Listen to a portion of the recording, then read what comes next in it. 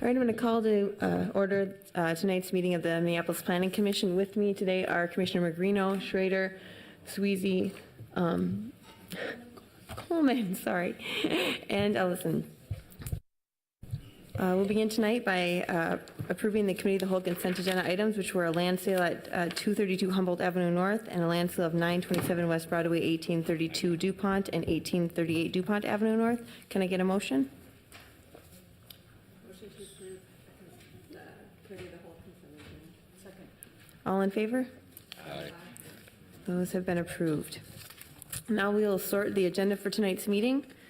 A reminder for everyone to silence their cell phones if you do have them here tonight.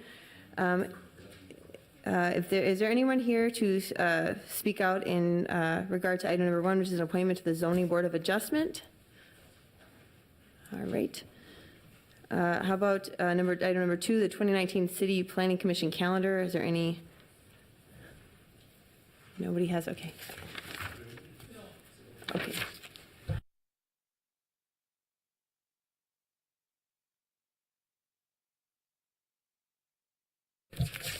My apologies. I'm not normally the president. All right, so tonight's consent agenda, excuse me. Item number 1 is commemorative street name addition for Ward 5. Is there anyone here to speak out in opposition to staff recommendation for this item? Seeing none, we will place that on the consent agenda. Item number 2, 1500 West 56th Street. Is there anyone here to speak out against the variance in the minor subdivision as staff recommended? Yes? All right, we'll pull that from consent. Item number 3 is the contractor yard and tow company parking at 4040 and 4050 and a half Washington Avenue North. That has already been pulled from consent, so we will hear that item tonight. Item number 4, Centerpoint Energy Substation at 2406 McNair Avenue North. Is there anyone here to speak out in opposition to staff recommendation? Seeing no one, we'll put item number 4 on the consent agenda. Item number 5, Target Field 2019 enhancements at 353 5th Street North. We have a variance and a site plan review. Is anyone here to speak out in opposition to staff recommendation on item number 5? All right, seeing none, we will add that to the consent agenda. Item number 6, 4553 and 4561 Minnehaha Avenue. Is there anyone here to speak out in opposition to staff recommendation on item number 6? Seeing none, we'll place that on the consent agenda. Item number 7 is the Hiawatha Avenue Apartments at 4757 Hiawatha Avenue. We will be hearing this item tonight. Item number 8, 44th at Harriet, which is located at 2614 and a half, 2616, 2616 and a half, 2620 West 44th Street. We will be hearing this item as well. Item number 9, 2325 East 38th Street and 3812 24th Avenue South. Is there anyone here to speak out in opposition to staff recommendation? Okay, we will pull item 9. Item number 10, 1202 4th Street Southeast, 1206 4th Street Southeast, 1208 4th Street Southeast, 1214 4th Street Southeast, and 316 12th Avenue Southeast. Is there anyone here to speak out in opposition to staff recommendation? Okay, pull number 10. And lastly, item number 11, the CHDC Workforce Housing at 810 7th Street South, 827 6th Street South, and 618 9th Avenue South. Is there anyone here to speak in opposition to staff recommendation? All right, seeing none, I'll move that to the consent agenda for tonight. So, commissioners, we have items number 1, 4, 5, 6, and 11 for the consent agenda. Can I get a motion to approve the consent agenda? In a second. Okay. Did you get a second? Yeah. Did anyone second? Yes. Oh, okay. Thank you. I didn't hear. Okay. All right. Yes, Peter. Item number 4 is actually a continuance. So I'm sorry, what? Item number 4 is a continuance. Oh, I'm sorry. To the next planning commission meeting. So I don't know if we need to make a separate motion on that. But. Thank you. Can I have a? Okay, so the consent agenda will be items number 1, 5, 6, and 11 with. Okay, we'll deal with that as a consent agenda first. Motion second. All right, thank you. At this time, I'm going to open the public hearing on those numbers, items number 1, 5, 6, and 11, one more time to see if anybody wants to speak in opposition to staff recommendation. Seeing no one, I'll close the public hearing on those items. Can I get a motion to approve the consent agenda? All in favor? Opposed? Abstentions? Those items pass. If you're here for items number 1, 5, 6, and 11, your item is completed for tonight. Can I get a motion to continue item number 4? All in favor? Opposition? Abstentions? Okay, that item is continued. Excuse me. At this time, we will open the public hearing for items number 2, 3, 7, 8, 9, and 10. If you're here for these items, what the process is, the staff member will come up and give a brief presentation on the item, and then we'll ask the applicant to speak, after which time you can come to the microphone and address the issues in the packet as they're outlined regarding the land use applications.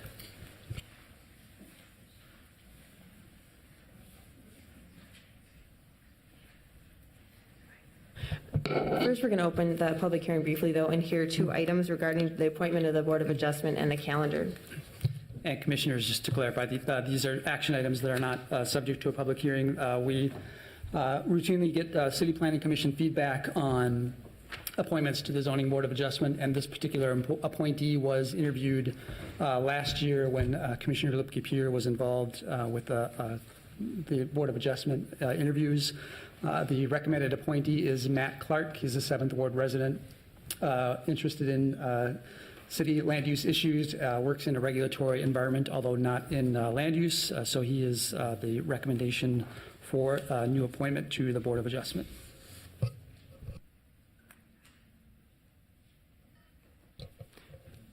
All right, can I get a motion on that item? It's been moved. Can I get a second? Second. All in favor? Right. And Commissioners, you have the draft 2019 City Planning Commission calendar.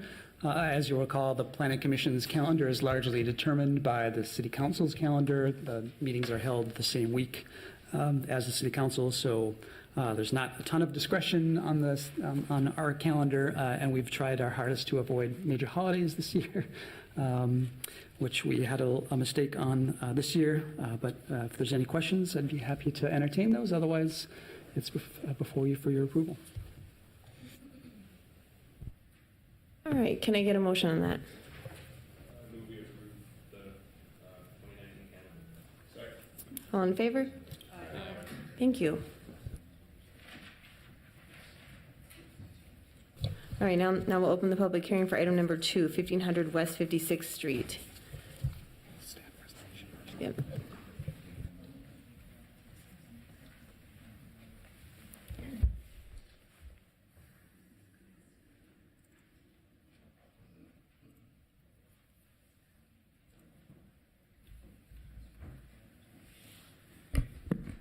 Good evening, Commissioners. Peter Crandall, Senior Planner with CPED Land Use.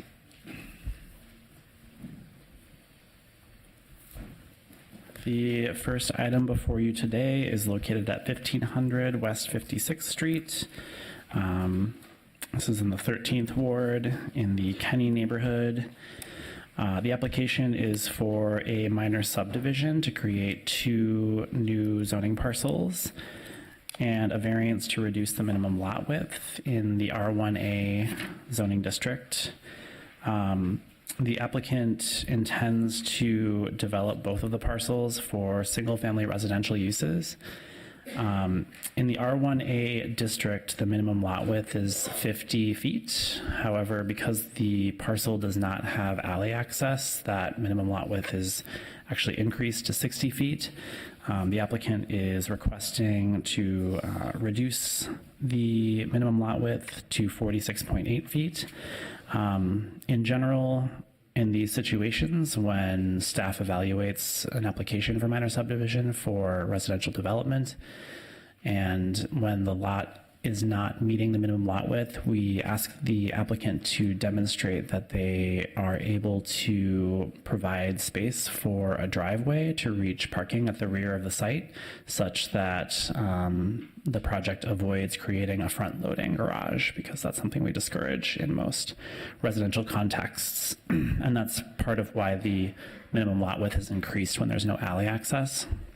In this case, as you can see in your packet, the applicant has provided a development plan that meets that requirement through the implementation of a shared driveway between the two proposed structures that would access either a side loading garage, or the applicant has also provided more recently another proposal that would allow for rear loading garages in a tuck under style for each single family residence.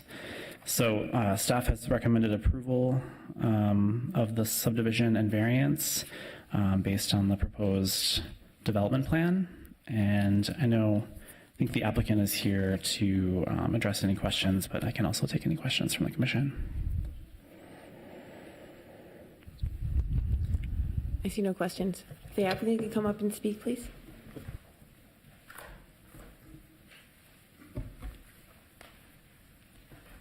My name is Heather Hansen.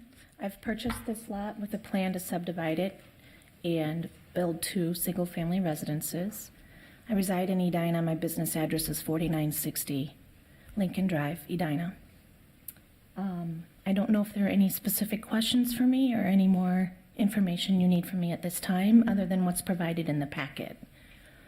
Are there any questions for the applicant?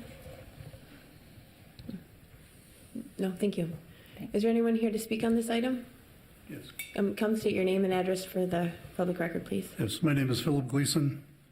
I live at 5514 Humboldt Circle. I'm a member of the Board of Directors of the Humboldt Circle Association.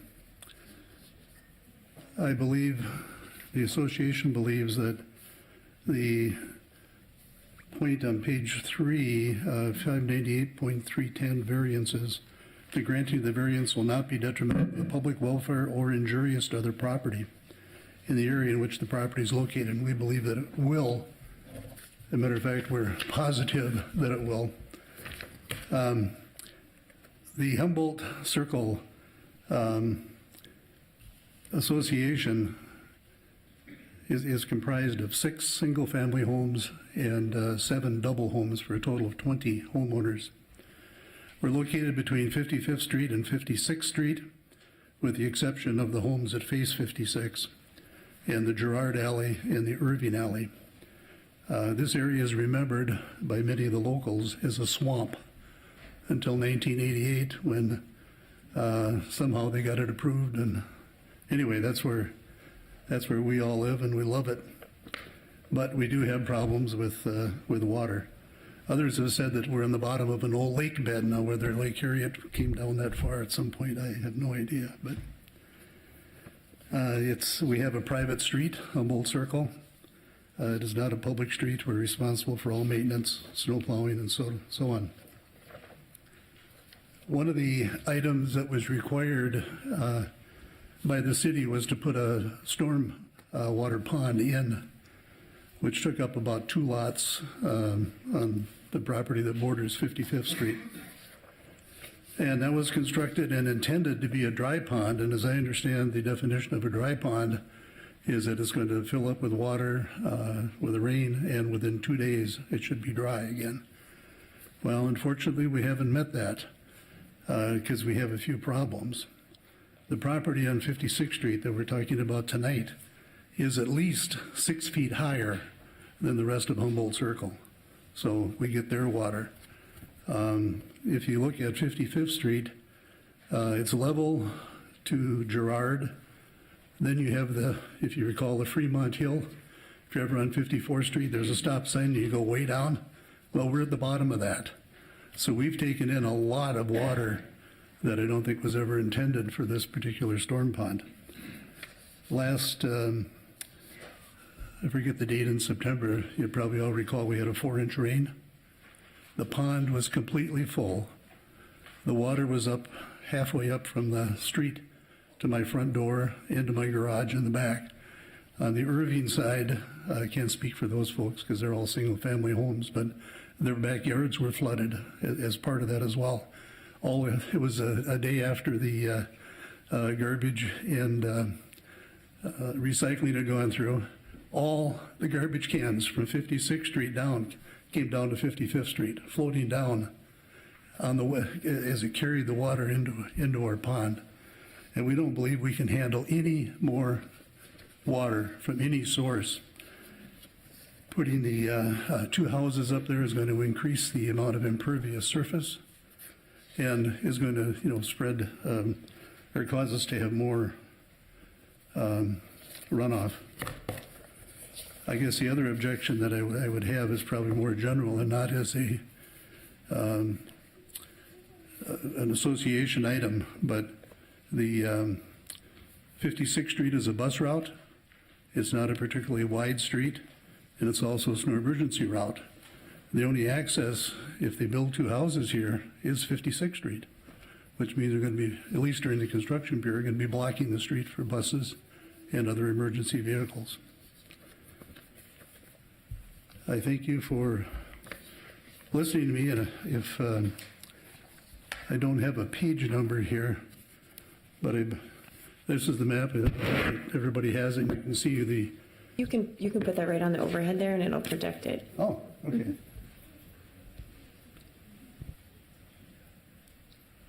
But that's the subject property, and this, I probably am covering it all up myself. This is Humboldt Circle, with the exception of this house and this house. That's all Humboldt. So, there is no access, I think it was mentioned earlier, from the back of the property here, because it's a private street. We have a turnaround back there. It's curb and gutter. Occasionally the current homeowner sneaks in there, but we don't care for that, so. I thank you for your attention. Thank you. And Peter, we have a question for staff briefly. Can you clarify, are there 2 plans that were supposed to be in the packet? Because there's not one that shows detached garages in the back, but only one that shows the tuck under. Yeah, so I don't have the rear loading plan with me. I don't know if the applicant is able to provide that, but it does. Both plans meet the requirements that we would ask for in terms of demonstrating compliance with that parking standard. Okay, thank you, Peter. Is there anyone else who'd like to speak on this item? Please come to the microphone and state your name and address to the record. Oh, excuse me for a second. Jean Coleman, you had a question? Question for the Previous speaker? Yeah, if you were to Sir? back to the microphone. Thank you. So the parcel that's the subject of the application today, is that parcel part of the homeowners association? No, it is not. Is it a homeowners association, or is it just an ad hoc association? No, it's an official association. And why is that parcel not part of the association? I'm assuming it's because the house and the other houses that face 56th Street were built before 88, up high, Okay. at least 6 feet higher than the swamp. And then one question, have you had any conversations with the applicant about your concerns? No, we have not. Thank you. And next speaker, sorry.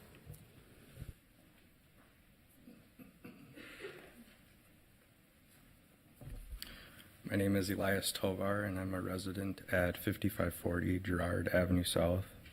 I'm just adjacent to the property that was discussed for this subdivision, and also neighbors with the association behind me. We share an alleyway. And first of all, thank you for your presentation. I just want to say I can attest to the accuracy of his concerns with the waterway and the spillway. We get an exorbitant amount of water in the alley, and on that last particular 4-inch rainfall, I personally experienced water in my finished basement, which was newly remodeled 8 years ago. So things are definitely changing climatically, and we're experiencing it on our street because it is low-lying. So thank you very much for the thorough narrative on that. I'm not a public speaker, and I'm going to just read my thoughts and what I have here in letter form, which then I would like to submit to Peter Crandall. Actually, if you could submit them to the clerk out there, she'll make sure it gets included in the record. Okay, thank you. Dear Peter, I'm writing you to request your reconsideration of details presented and to reject the variance requested for the property of 1500 West 56th Street, Minneapolis, as described in the notice of public hearing and the findings provided by your office and other surveyors which provided their information. I do not believe this location is suitable to this subdivision of a single property and will detrimentally increase the block density in a fragmented manner, which again alluded to more flooding issues that we already have. The block ends moving along West 56th Street from Lyndale Avenue to Penn Avenue typically end with a 2-row dwelling house configuration. So for every block on the end row on 56th Street, there are typically 2 houses only, and they join on the ABC roads as they run north-south. Very good community, very good base of neighborhood feel. And 2 of my neighbors are actually, in fact, present here today as well that live close to this. This particular block end already has 3 dwelling houses on it where there's typically only 2. So to subdivide this property of less than 100 feet and take it under the variance or the minimum of 60 feet should not be allowed. And I brought an illustration today which I will show you how the housing configuration is 2 by 2.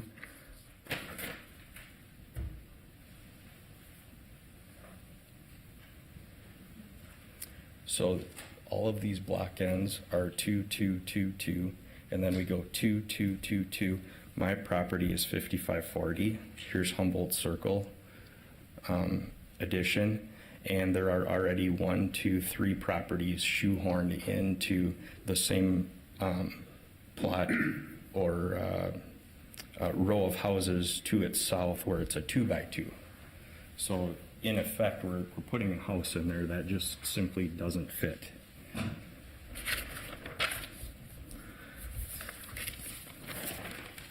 This is the second attachment to that, and this just shows the existing house with its 3-car garage that takes up all of the frontage of that property.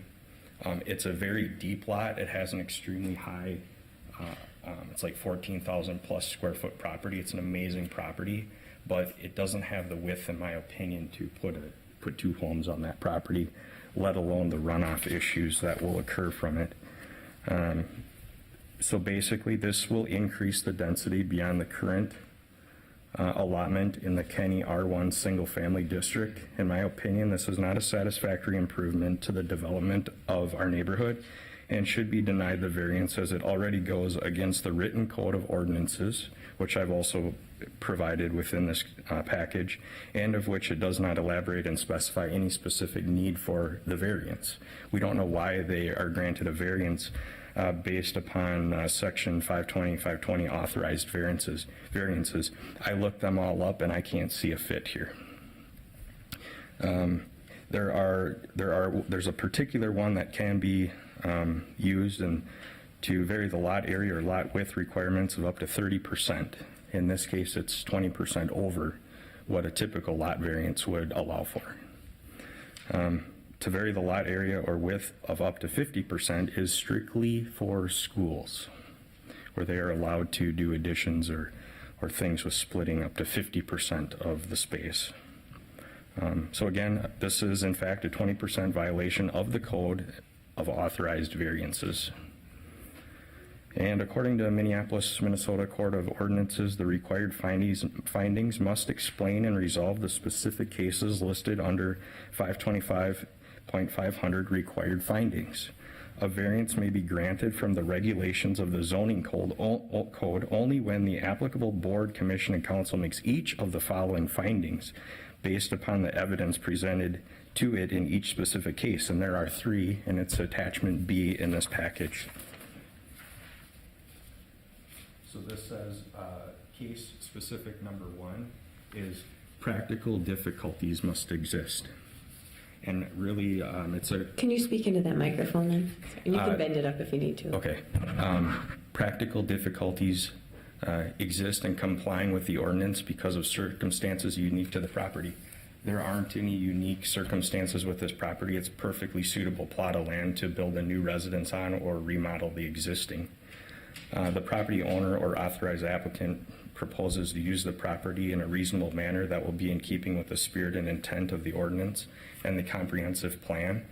I'm not sure how that applies in this case with the existing circumstances of the lot. I have a lot more questions on that one, on how this fits into the mold. And the proposed variance will not alter the essential character of the locality or be injurious to use or enjoyment of other property in the vicinity. And as a homeowner, in the near proximity to this, I believe I will have a detrimental effect if this project goes forward as it's shown right now. Lastly, just to summate this, there has to be an authorized variance of some sort, and there are 1 through 31 listed in the code book, and I've printed those off and will submit them. But in general, I can't see any that meet it. I hope you will please reconsider the use of land for an improvement or a new build for a single-family dwelling on the existing property as it stands currently and without subdivision. Thank you. Thank you. Are there any other speakers on this item? Please come to the, oh, actually, well, only if you have questions. We only allow people to speak once on an item, but I'll see if there's any questions for the applicant. Actually, I have 2 questions. Number one, if we could just see that plan, if you have it with you, of the detached garage one, if you could put that on the overhead. And then number 2, if you could maybe briefly show us, it's hard to read on the plans here, the topography changes between what's currently there on the site versus what you're proposing, to see how that might impact the watershed from the site to the other parcels in question. So this is what is currently existing on the property, the Rambler. As you can see here, the part in red is the building that drains to the back of the property, which apparently is the concern. And does the topography slope with the arrows, or The topography slopes this way. Down? So the way you're looking at it is, this is north, west, east, south. And the slope is back this way. This is Humboldt Circle back here. so it slopes down to the Humboldt Circle? Yes. Okay, just want to make sure. So currently, the way it stands, there is 21, and I had this done today because I was made aware over the weekend that there were some questions about drainage just through hearsay. I didn't have any specifics to go with on this one. I've been working with my surveyor since August on this, trying to find a reasonable plan that would work for what I was trying to achieve. So today we went back and did a study on the existing hardcover versus what I'm proposing. And with this, right now, the way it is currently, this structure has 2,133 square feet that the house drains to the back. Does that make sense? I also am not a public speaker, so I'm not very eloquent. So if you have any questions, please ask.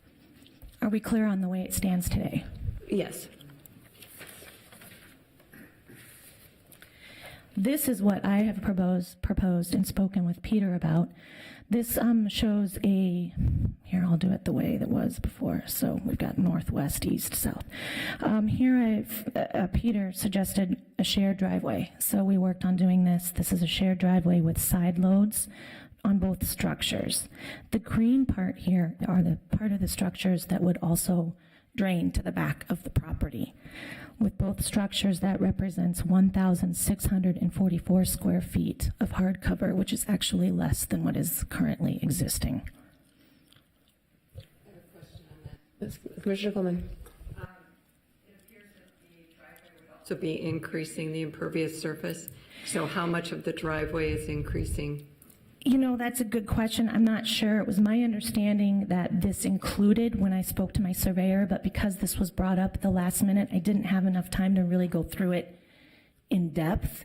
So the best answer I have for you right now, after working with Anderson Engineering, is that there's 1,644 feet Do you know, of hard cover that would drain to the Does back. the- I don't know about does the the driveway. which way does the driveway slope? Because it looks like there's So a the driveway swale. would slope to the back, but as you can tell, I'm trying to keep it even, so there's quite a bit of retaining here to hold that driveway up, so you have first floor entrance into the garage. So I believe there'd be a way to drain it out to the street. But there would be quite a bit of retaining needed. Are there any other questions or comments? And do you have the plan showing the detached garages in the back? I never had a plan for a detached garage. Oh. I did have a plan for rear. Oh, maybe that's what it is. This was another suggestion that the city had for me regarding a driveway and turnaround with lower level tuck under garage. And that does increase the hard cover that could potentially drain to the back of the property. So personally, I would try to work with something like I showed you earlier with a side entry. All right, are there any other questions for the applicant? All right, thank you. And I'd like to close the public Oh, hearing. wait, can I make another comment, or does it only have to be pertaining? I'm only pertaining to the question, sorry. All right, I'm going to close the public hearing on this comment. Commissioners, if you're considering item number 2, 1500 West 56th Street.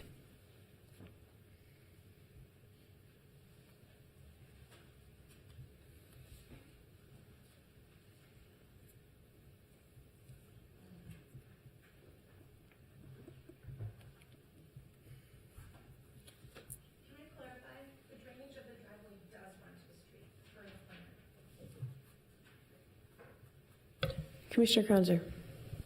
Yeah, I'll make a motion to get this rolling. I'd like to make a motion to approve staff recommendation to approve variance A, reducing the lot width from 50 feet to 46.81 feet for both parcels. Is there a second on this motion?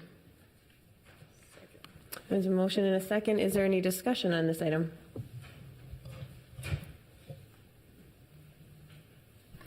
Commissioner Yeah, I Kranzer. would just say that, less than a 4-foot difference in the lot width is pretty typical for most parts of the city. My neighbor's lot width next to me is 40 feet. It seems reasonable in this neighborhood that the lots would vary slightly like this. Commissioner Coleman. I agree that the variance is probably justified, and I did hear that the applicant is willing to direct the drainage of the driveway to the south. So that's the reason that I would support this. Are there any other comments? All right, if not, please call roll. Coleman. Aye. Cogill. Aye. Ellison. Aye. Kranzer. Aye. Magrino. Aye. Rockwell. Aye. Schrader. Aye. Sweezy. Aye. 8-0. All right, the variance has been approved. Can I get another motion? Commissioner Kranzer. Yes, I'd like to make a motion to approve the minor subdivision with the 2 stated conditions. Is there a second? Second. Okay, there's a second. Is there any discussion? Commissioner Rockwell. I'd like to add an amendment adding a third condition, which is that the driveway shall drain to the street, just to ensure that that is kept in place. Commissioner Kranzer, do you accept this amendment? The amendment is accepted. Any other comments? If not, clerk, please call roll with the 3 stated conditions for the minor subdivision. Coleman. Aye. Cogill. Aye. Ellison. Aye. Kranzer. Aye. Magrino. Aye. Rockwell. Aye. Schrader. Aye. Sweezy. Aye. 8-0. That motion passes. Thank you for coming tonight for item number 2. And now we'll move on to item number 3, which is contractor yard and tow company parking, 4040 and 4050 and a half Washington Avenue North. Staff is Janelle.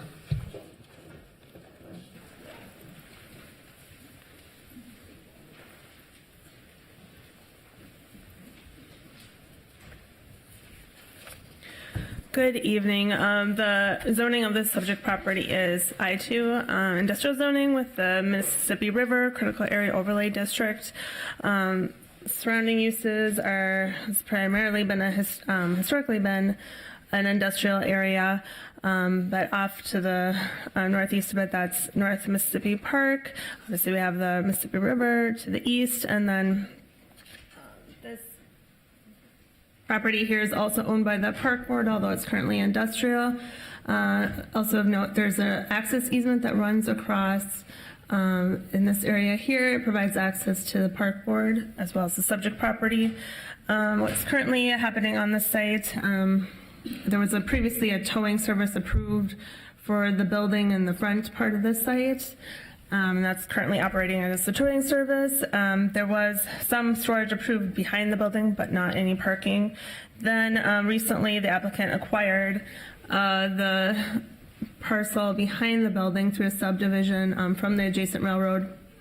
So it doesn't include these grain elevators, but it does run up against the access easement and then extends back along behind the building. And that's, as you can see from the aerial, previously been used for outdoor storage. So what's being proposed is a contractor's yard for storing empty dumpsters, and an alternate would be to also store some vehicles temporarily that have been towed. The site plan, as you can see here, would include a new fence around this area, and no other improvements are proposed. Also no paving. So the applications required for this proposal would be a conditional use permit for the towing service for those temporarily stored cars, a variance of the surfacing requirements for the area where those vehicles would be stored, and site plan review for the towing service.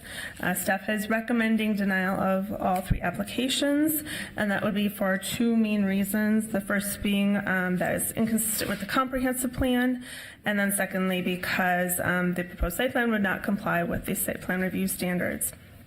So looking at the comprehensive plan, first of all, this site is designated for mixed use, and just generally in the comprehensive plan, a towing service would not be supported. It's low job density and has adverse visual impacts. This site is located within the boundaries of two small area plans above the falls, as well as the Mississippi River Critical Area Plan. So this site is part of a larger area in the Above the Falls area that's called for transitioning from industrial to mixed use. The plan does, or these plans do recognize that the transition is a few years out, like 10 or so years out, and that industrial will be remaining in the short term. For these short-term industrial uses, they are generally supported by the plans if they are compatible with the river, if they have some positive economic development impact, and if they are bringing improvements to the character of the area. And they do kind of spell out a little more detail to improve compatibility. Implementing mitigation of environmental and public realm impacts helps in meeting those standards. For this site, there would be an opportunity to implement sustainable stormwater management solutions to minimize runoff and improve water quality for the river, as well as implementing site plan review standards. But because the proposal wouldn't be consistent with these policies for the short-term industrial use, and it would not be brought into compliance with site plan review standards, we found that it was not consistent with the policies of the comprehensive plan. And then looking at site plan review standards and non-compliance with those requirements, first of all, no building changes are proposed, so those requirements don't apply. But the remainder of the site plan review standards are not going to be met either. And those would be requested under alternative compliance, specifically reduction of impervious surfaces, the general landscaping and screening requirements, parking and landscaping and screening, and then curb and wheel stops. I'll note that there was a site plan review that was previously approved for that towing service that uses the area along Washington, and they do have landscaping in the area adjacent to Washington. So those numbers in the staff report are reflective of that landscaping that was previously installed, but no new landscaping is proposed. These requirements, of course, are established to promote development that's compatible with nearby properties, neighborhood character, natural features, adopted plans, reducing heat island effect, and just generally visually enhancing development. So in this case, for this site, we found that issues are prevalent here is that the use, again, is not consistent with the short-term policy for the area. It's going to have negative impacts to water quality in the river, the urban heat island effect, and then visual impacts. So with the park nearby, they're technically visible from the public realm in that direction, and there may be some visibility from the river as well. In looking at the alternative compliance, we found that there's no basis to approve the request. There's no alternatives proposed to meet the intent. We didn't find that it was infeasible to meet the requirements, and that there's no consistency here, again, with the comprehensive plan. So looking at site plan review specifically, we did not support those requests. And then looking at the conditional use permit, we also did not find that findings 1, 2, 5, and 6 were being met. So more specifically, what's proposed would be having a negative impact on public health and welfare, as well as development of surrounding property. Again, not consistent with the comprehensive plan and not conforming to the applicable zoning district requirements. So not meeting those findings ultimately recommended denial. So then looking at the variance for the surfacing requirement, which, as I mentioned, because they're proposing to locate vehicles in an unpaved area, even though they're just being stored, it does trigger that requirement. The intent of the ordinance is to provide a durable parking surface that doesn't produce dust, erode, or allow dirt or other matter to be tracked into the public right-of-way. And this area is currently unpaved, but not used for vehicle storage. The applicant indicated that approximately 150 vehicles could be parked there. And their findings that they submitted, their reason for not paving it was that it was impractical based on adjacent properties not being paved, that the shared dumpster storage use would be damaging to the pavement. There are no residential properties, and it's a relatively flat area, so the stormwater runoff is minimal. However, staff didn't find that those practical difficulties were unique to the property. And this is a change that's proposed by the applicant. The site is near the Mississippi River and with those associated adverse impacts. And this location with the shared access easement, the dirt can be tracked onto the public right-of-way and potentially into storm sewers, as well as towards the river, because the park board property shares that easement. So that is a concern of staff's. Again, we found that the request was not consistent with the comprehensive plan, with those potential impacts to the river and the other development of the area. So once again, recommending denial. So that does conclude my presentation. I can take any questions. Are there any questions for the speaker? Seeing none, thank you, Janelle. Is the applicant here to speak on this item? Come forward and take your name and address to the record, please.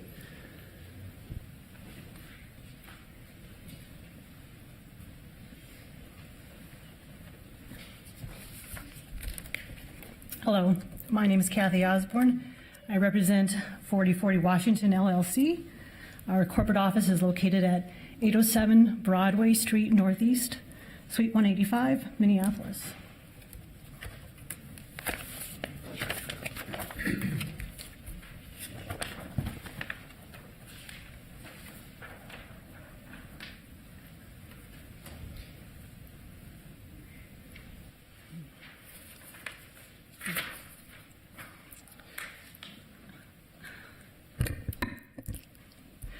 I wanted to try to show you a little bit more of the photo map because all along this area of the river, it's all industrial.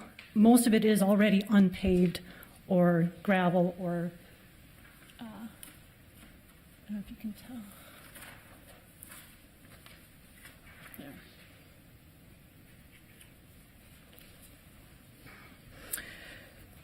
So 4040 Washington is part of a family of companies owned by a private party.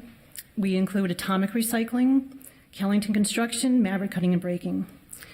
We have committed our businesses to North Minneapolis.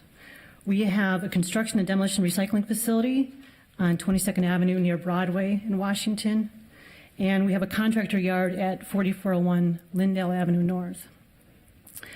So with this facility, Corky's Towing currently leases the 40/40 portion of the property. And so as Janelle was showing you, the building, the dark orange, that is the building that the towing company is using. And then we purchased the 40/50 and a half in June, and that's kind of the back portion there. The Sioux Line Railroad had owned that parcel, and then a division of Ramsey Excavating bought it because their property was adjacent on the other side of the railroad. And that's the property that the Minneapolis Park Board has purchased. So they're right next to us, and they're using it for basically an industrial or kind of a maintenance facility. It's not park. The 40/50 and a half parcel is 0.425 of an acre, so it's very small. And it basically gives us a little bit more maneuvering space and allows some parking on the back side of the 40/40 building. We understand that this area is part of the future above the falls. So we know that it's a short-term industrial area. But we also know that it's phase 2. It's not going to be developed as fast as the phase 1 area.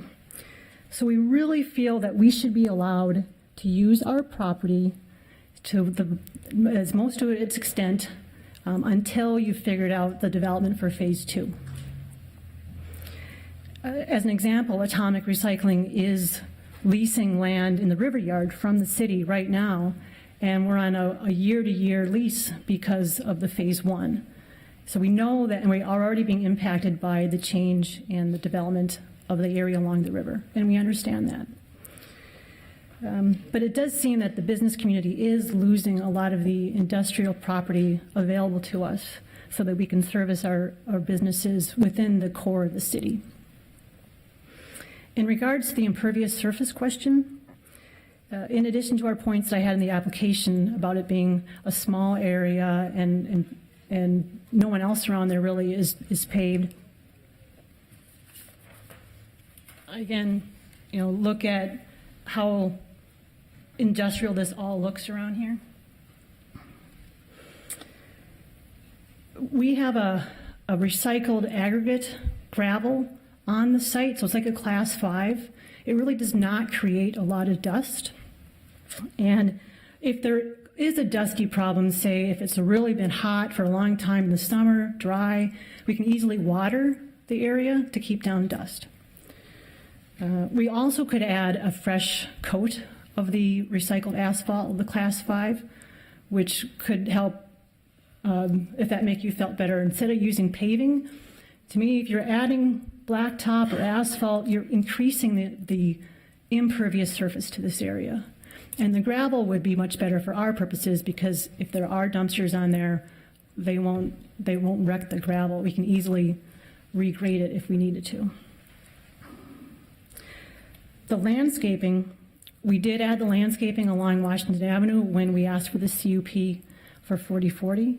And just as an aside, I want to make sure you're not taking away our CUP for the towing company that's there now. I mean, that's an active business right there. I did offer to Janelle that we would be willing to either plant a tree or some equal landscaping in a park or somewhere else that might be more beneficial than right here. I think one tree or 2 trees or whatever it might be in that whole area is not going to make a lot of difference for the river. The visual impacts in regards to our neighbors.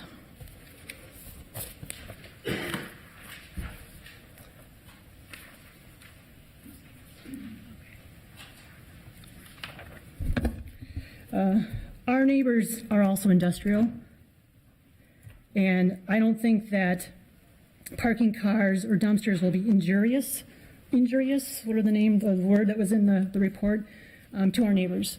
They park their own cars and trucks and trailers. This is the park board, and they're using this building as industrial. As you can see, they haven't done anything to their site to improve, add different landscaping. They use it for trucks. This is a truck from this morning. this one on too. The building to the right of the easement, they don't have any windows on this side. They're industrial. I can't imagine that they're going to care. This is on the other side. They also have cars, and there was a trailer going through there this morning. This is the side of their building. So that's the neighbors around us. Visual impacts for Washington Avenue. Again, Washington Avenue is all industrial. There are cars parked and industrial buildings and pavement and concrete and blacktop right up to the road.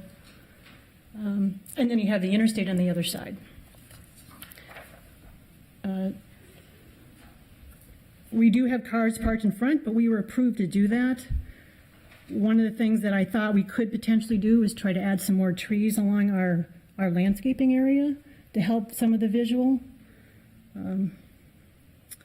Then visual impacts for the river and to the north.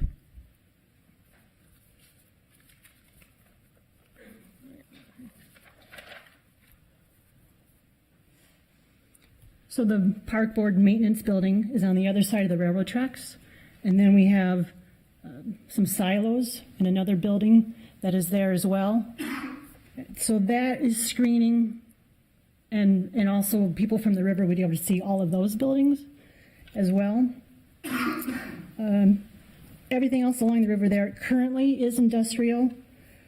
We've got, there's also a yard waste site. So that's right next to the park board building.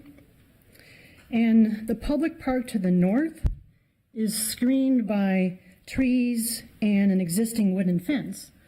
So it's a little dark there. It was gloomy this morning. But if you look to the north, it's all trees, and there's this tall fence. And maybe... All right, so this is where it's green.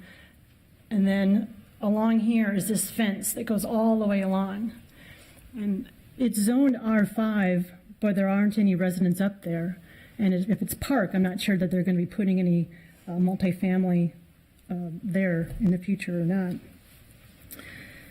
So there are no residents up there. I don't think the people to the north or from the river are going to see our property, which is back inside the railroad track.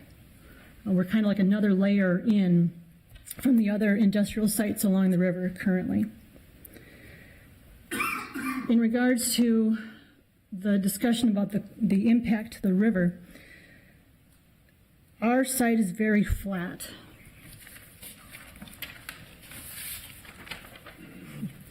All right, so you can't really read that. But there's a topographic map, and the area where our property is all about at 830, and the water basically just kind of stays right there. But then the railroad track, which is between our property and the river, is higher. So the water cannot flow directly from the property to the river. There's a ditch along there. There's other businesses on the other side of the river. And there is some vegetation in the area. All right. So this is the railroad and how they're much higher than our property is. And this is sort of one of the ditches that's kind of between those silos and the park board area. So really, rainwater falling on our property will have plenty of time and additional land before it ever flows anywhere, because it'll have to flow along the river till it finds a culvert or something. So it'll have time to soak into the ground, and it won't actually get to the river directly from our property. And if we have the gravel down there, there really won't be anything that would go anywhere. I think that if you blacktopped it, that would be worse than if you left it as gravel in terms of an environmental impact.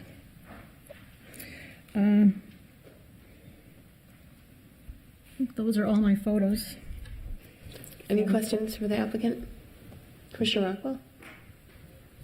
Two questions. Presumably, this is a business that you're already engaging in. Where are you? Where are the facilities now that you're using? Where's the towing company? You're using this planning to use this for dumpster storage and for car storage. Where? So we lease it to Corky's, and so it'd just be additional cars that they have. I see. And their storage currently is immediately adjacent. Yeah, they currently use the property on the other side of the building. Right. And if you went there today, there's cars there now. Right. The dumpsters we have, usually really, it's only in the winter that we need to find a place for dumpsters. We have 1,500 dumpsters. Usually they're out on projects. And because we've been very busy, it's been a good construction couple of years. We do have storage capability at our transfer station, the recycling facility. We have some up at our contractor yard on Lindale. We don't want to have that too many storage or too many dumpsters at Lindale because that does have residential people right there, right across the street. So we're kind of cognizant of being careful about not putting too many up there. Our trucks are up there too. We have currently a spot on the river yard, so it's Dowling and to the south, I think, of Dowling is where we have some of our backup storage. We know that's going away with the phase 1 of the Above the Falls development project. So we are still looking. We have to find additional land to find a place where we can just at least have a place to transition some of the dumpsters. We do not have any dumpsters there right now. Thank you. Any other questions from the applicant? All right, thank you. Is there anyone else who'd like to speak on this item?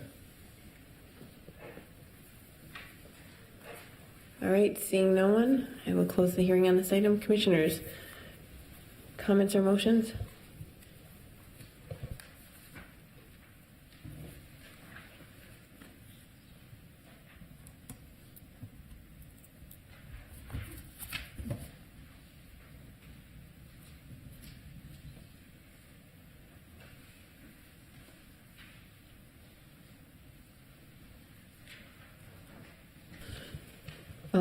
Commissioner Caldwell. I move to deny the conditional use permit to allow towing service. Is there a second? Is a second? Is there any discussion? I'll just say that looking at the future planning guidance for the area and the temporary nature of this, but also the potential negative impacts, I don't see enough reason to allow for this to continue and to expand. Commissioner Rockwell. I think I'll vote for this, but with hesitation, frankly. I don't see really a basis in the comprehensive plan for doing this, but we have engaged in a lot of discussion about how we can support the business community and whether there are not jobs associated with this literal acreage. These are companies that, the harder it is to do business here, the harder it is to do business. I guess I'm struck by the fact this is just going to be unused land for quite a while. And this wouldn't be like what I would use it for if I were making decisions. But I think, and I also am certainly cognizant of making sure that we're preserving the opportunity for long-term plans, which I think is part of that comprehensive plan piece. But I do want to be careful about how we think about these decisions. And so that's how I'm thinking about it. Commissioner Coleman. Yeah, it's an intensification of the use, and I feel like there's some more discussion that could happen with staff on alternative compliance. The number of items where alternative compliance is required, and I don't see anything being done. And I understand there have been conversations, but I would encourage staff to think of it a little more creatively. Perhaps the applicant to step up a little bit on contributions. The policies behind the tree and landscaping requirements. You did touch on many of those policies, but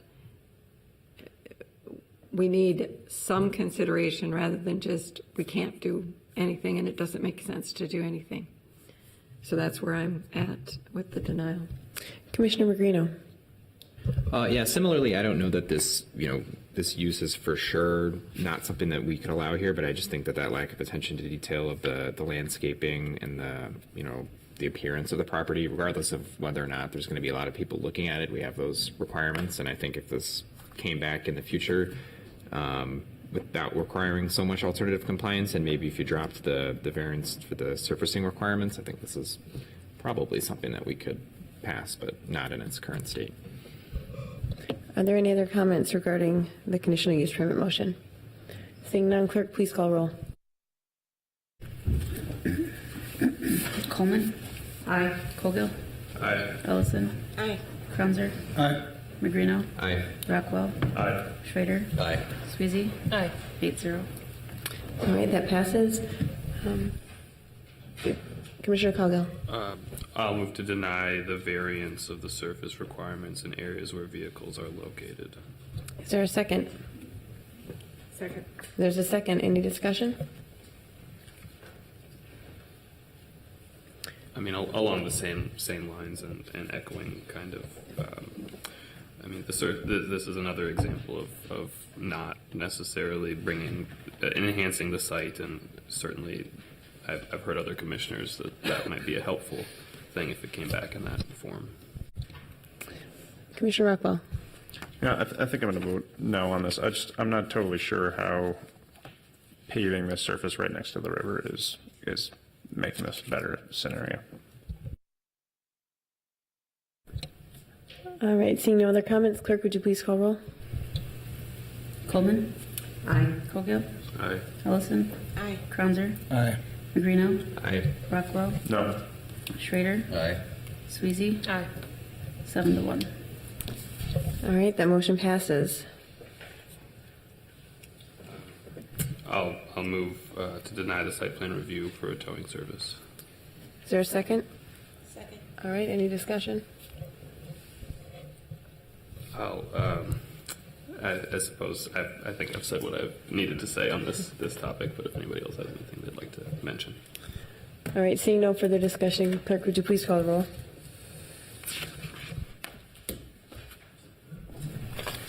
Coleman. Aye. Colgill. Aye. Ellison. Aye. Cruiser. Aye. Magrino. Aye. Rockwell. Aye. Schrader. Aye. Sweezy. Aye. 8-0. All right, that passes. Thank you. Next up is Hiawatha Avenue Apartments at 4757 Hiawatha Avenue. Shanna.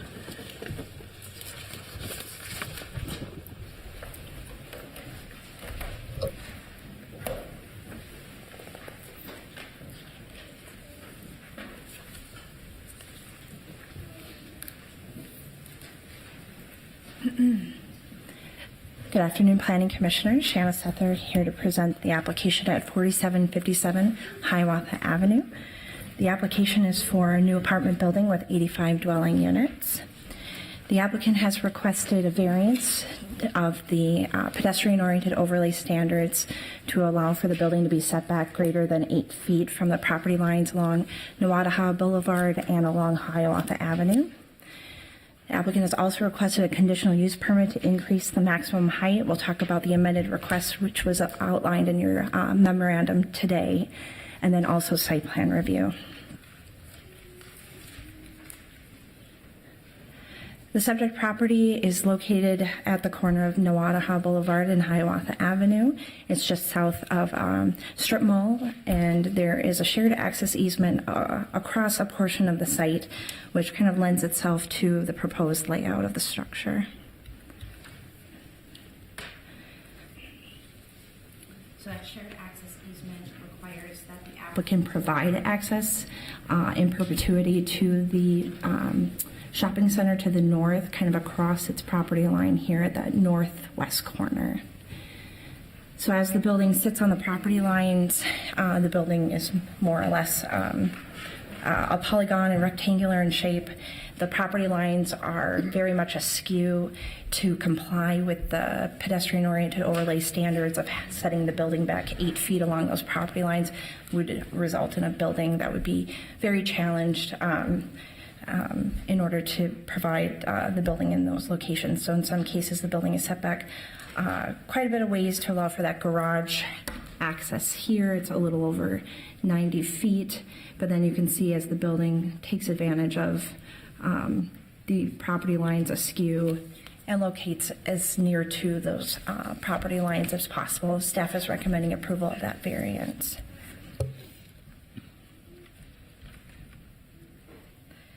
The staff report indicates an alternative recommendation for the conditional use permit to increase the maximum height. So staff is asking instead for a proposed project at 5 stories, not to exceed 70 feet to the roof deck. The applicant has amended plans, and those were included in your packet today. They're still showing a 6-story building, but now they've reduced the building height at the main parapet to 68 feet 8 inches. So it would be under what we would otherwise measure a 5-story building. How we get to 70 feet is we multiply each floor of 14 feet times 5 to get to 5 stories, 70 feet. And that was where the recommendation came from. It also was consistent with the CAP development, which is near to the site. The applicant is also proposing a new rooftop canopy. There is a roof deck on top of the 6th floor as proposed. The height is measured to 76 feet 7 and a fifth height, or inches in height to the top. And then also the elevator overrun was reduced in height from 86 feet 9 inches to 85 feet, where staff had recommended the maximum height be 85 feet. The subject property is within the Shoreland Overlay District, where the maximum height allowed is 2.5 stories, not to exceed 35 feet. So notwithstanding the allowance for height in the current C3A district, the maximum allowed height here, based on proximity to Minnehaha Creek, is 2.5 stories, not to exceed 35 feet. At the Committee of the Whole meeting on September 30th, the Planning Commission requested additional site context and photos from the river, and that has been provided in both packets, including the revised context based on the changes to the proposed building. So if you look inside the packet received today, you can see these were the angles for which the context was provided by these red arrows, and then in red would be the subject property.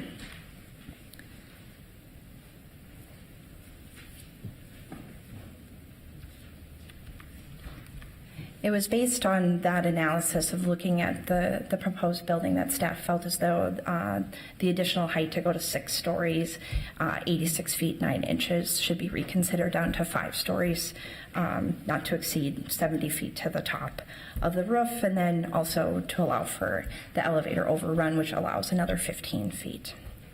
So as proposed, the building height now is at 68 feet 8 inches to the main parapet, 76 feet 7-ish inches to the top of the canopy structure.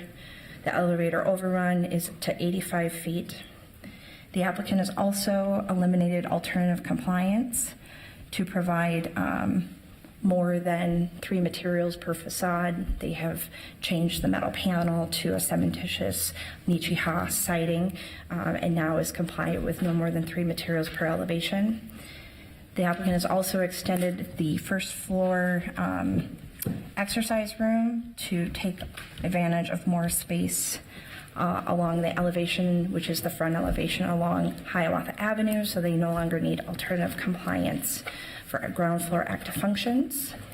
They provided an additional window on the first floor west elevation, which eliminated alternative compliance for blank walls and for having the windows evenly distributed.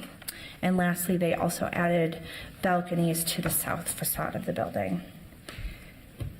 Since the staff report was published, well, I should say in the staff report, you have a copy of the Longfellow Community Council. They are requesting a building height of no more than 4 stories, so the conditional use permit would still be required because, again, the maximum height is 2.5 stories. And then we also have a number of letters of opposition that were received in the last few days that were included with the memorandum today. And with that, I would be happy to take any questions. Are there any questions for staff? Cindy, thank you, Shanna. Would the applicant please come to the microphone and give your name and address for the record?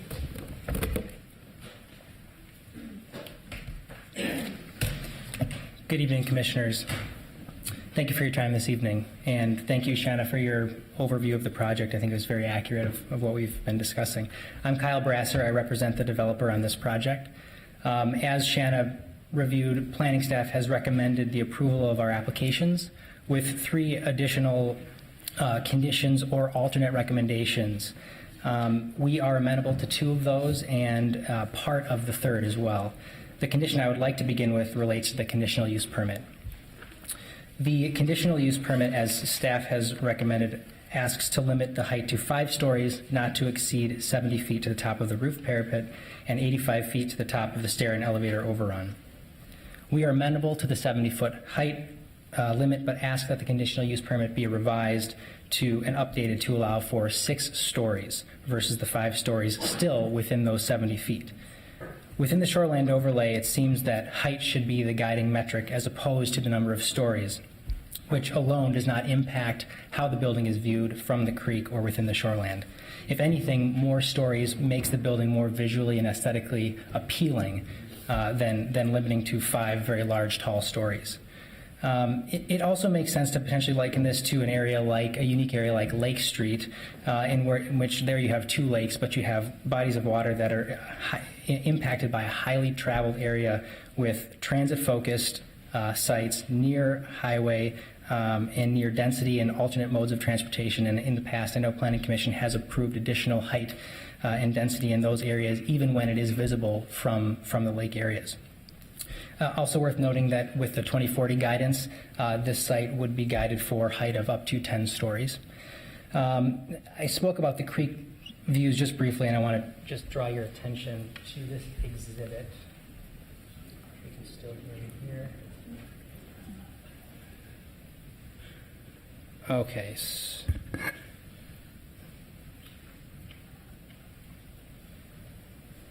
So a little difficult to see on the screen, but you can see these arrows here that outline. We did a view study and took varying pictures from different areas along the creek. And I want to just try to remember this is number 1 and this is number 5 because it's very difficult to read, but these 2 arrows on either side of the bridge are most notable. On the next pages, we have the views of our building within those various contexts. This is view number 1. This is view number 1, and the building is clearly visible. But again, this is the most urban view and one of the 2 kind of most urban views of the creek in this context. And then here's 2, 3. You can see where the building is. 4 outlined. The building is completely screened and cannot be seen. And then here again is number 5, the other urban just north of the bridge view. And then the remaining views, the building is almost entirely or entirely invisible from the various locations along the creek.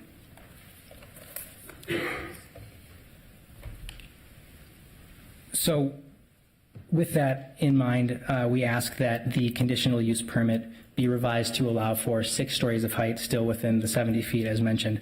Regarding the other 2 conditions, the materials change. We have revised our elevations, our drawings. I believe you have the updated version where we removed a metal panel siding and went with a cementitious panel instead. So now we just have the 3 materials as requested.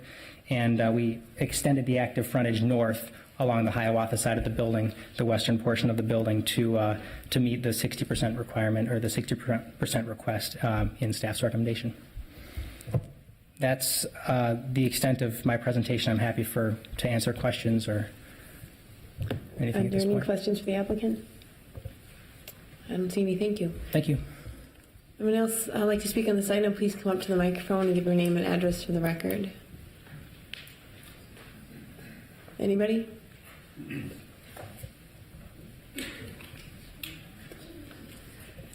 Hi, my name is Angela Kabeb, Khabeb. I live at 3613 East 42nd Street. I also serve as one of the pastors at Holy Trinity Lutheran Church, which is also in the Longfellow neighborhood.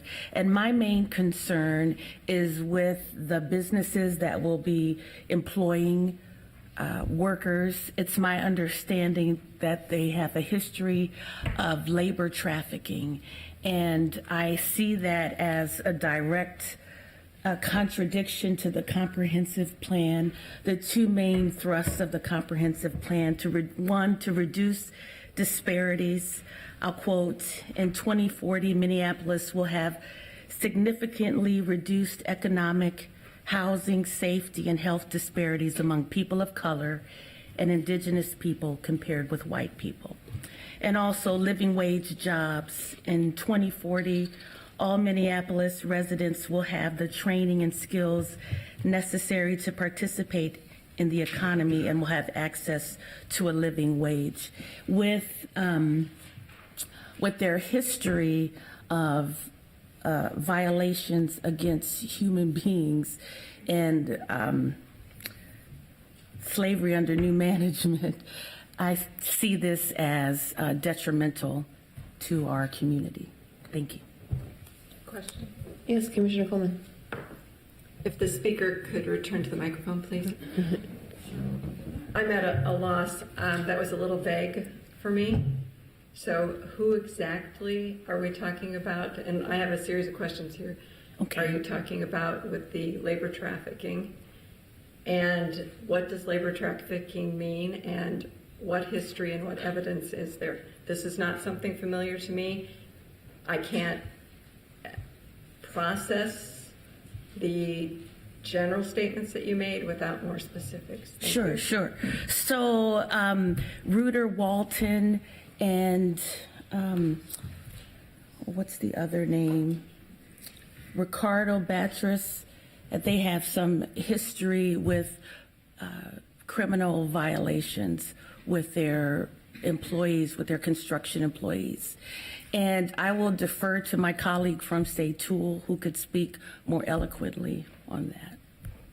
And if that's okay. Yes, Commissioner Coleman, I'm just going to quickly jump in for a second. I did receive a phone call for the record, which I forwarded for public record, from Mr. McConnell about this issue earlier today. And I told him what I'm going to tell everyone here tonight, which is that our purview, unfortunately, is limited to what directly we have to deal with in regard to the land use applications and our required findings. So some of this isn't anything, regardless of how compelling it is, that we can necessarily weigh in on.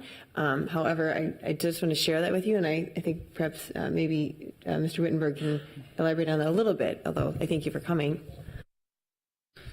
Commissioners, just to reiterate that essentially past practices of an applicant can't be a relevant piece of your consideration in land use deliberation within the context of the legal findings. We essentially have to be blind to who the applicant is and what their past has been related to compliance with land use applications or other rules. Thank you.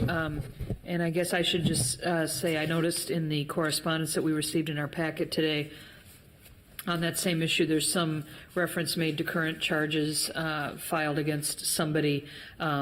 I am also an assistant Hennepin County attorney. I am not involved in that case. I don't know anything about it. I haven't worked on it.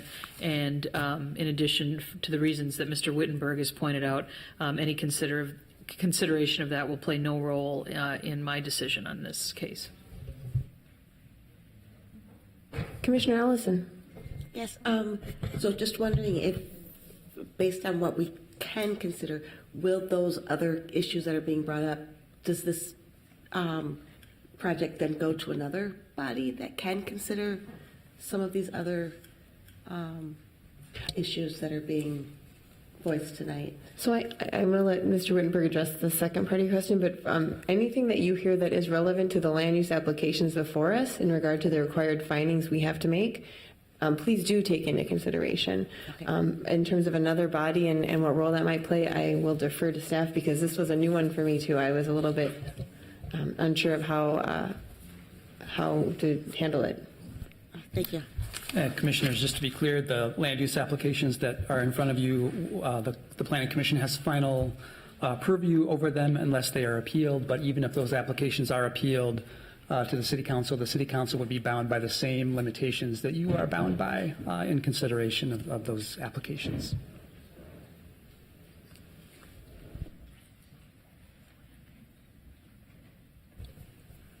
All right, is there anyone else who'd like to speak? Please come forward and state your name and address for the record. Don't be shy. Yes, my name's Kip Hedges. I live at 4114 40th Avenue South in the Longfellow neighborhood. I've been there for 27 years.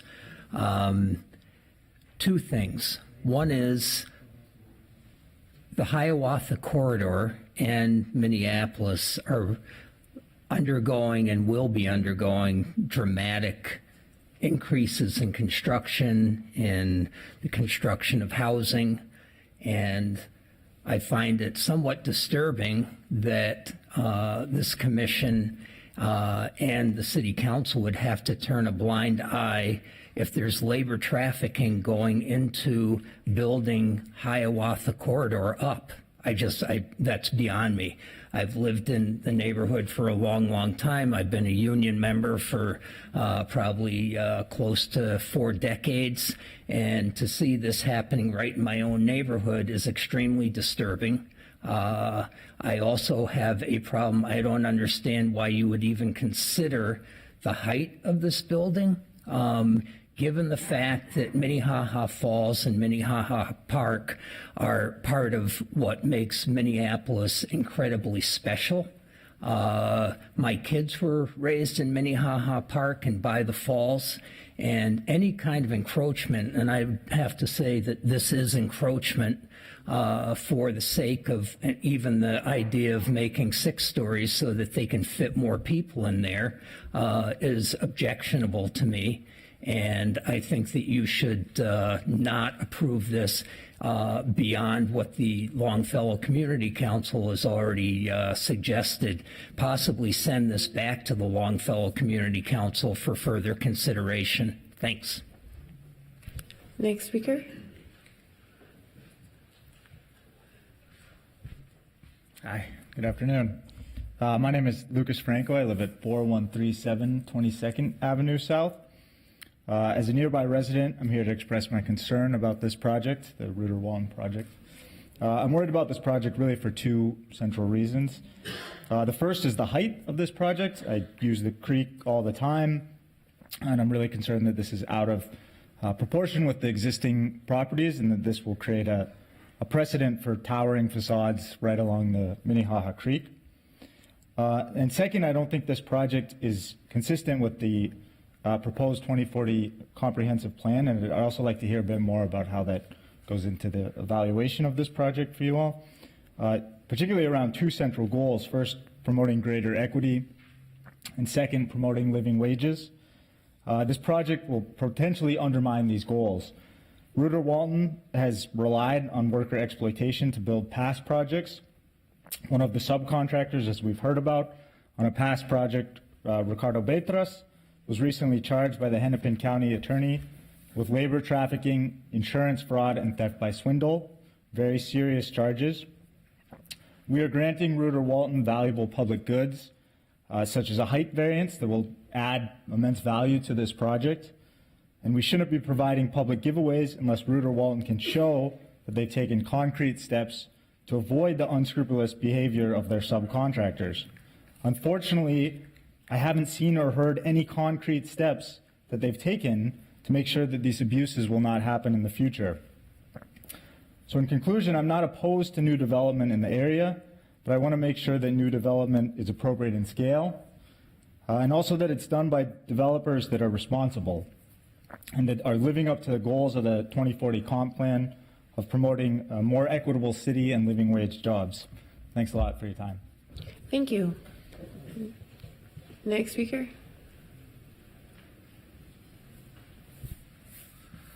Buenas tardes.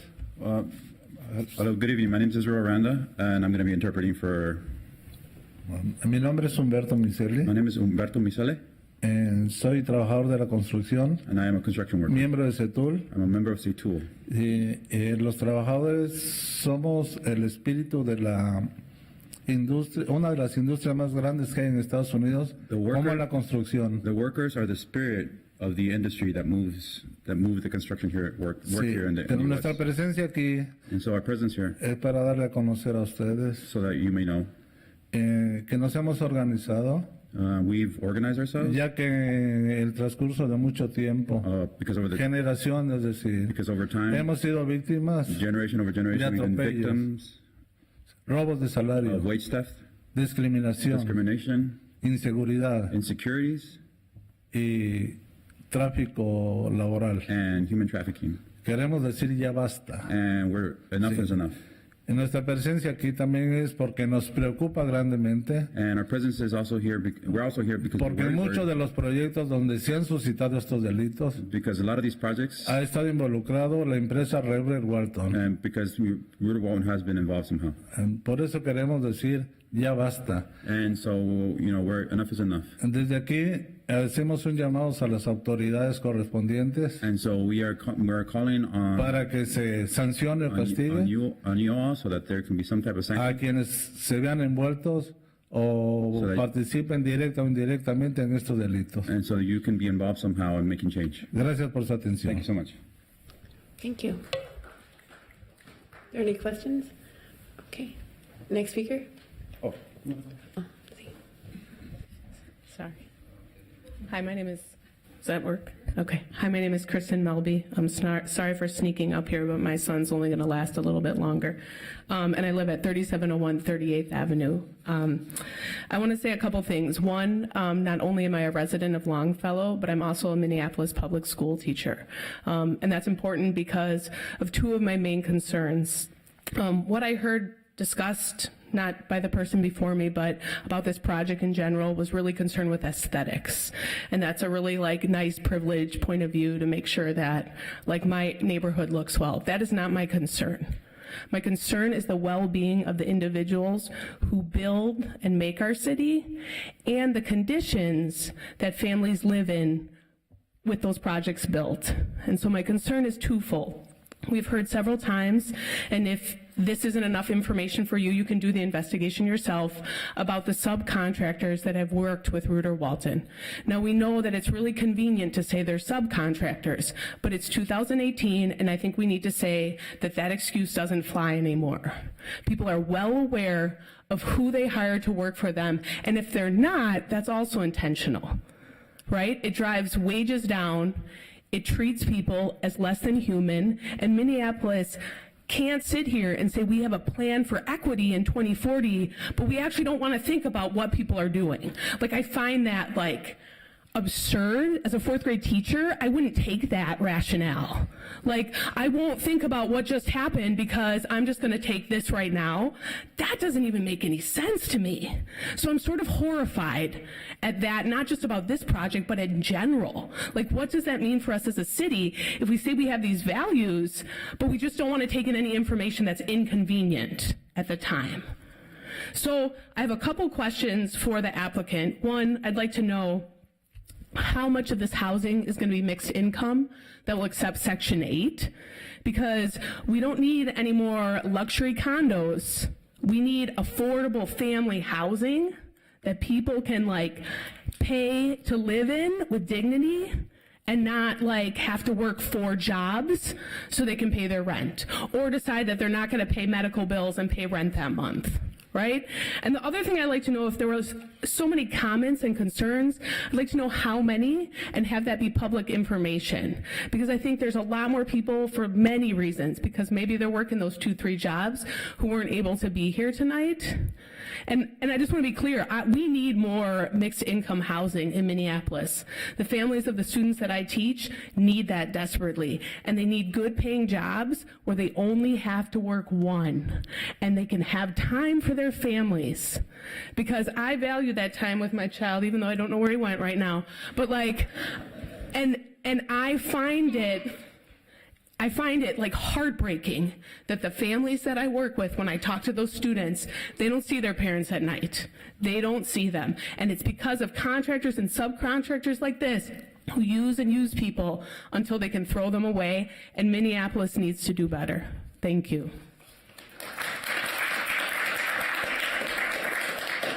Next speaker, well, he's coming up. Just so you know, for the record, for those comments you're looking for, they all are part of the public record and you can access them.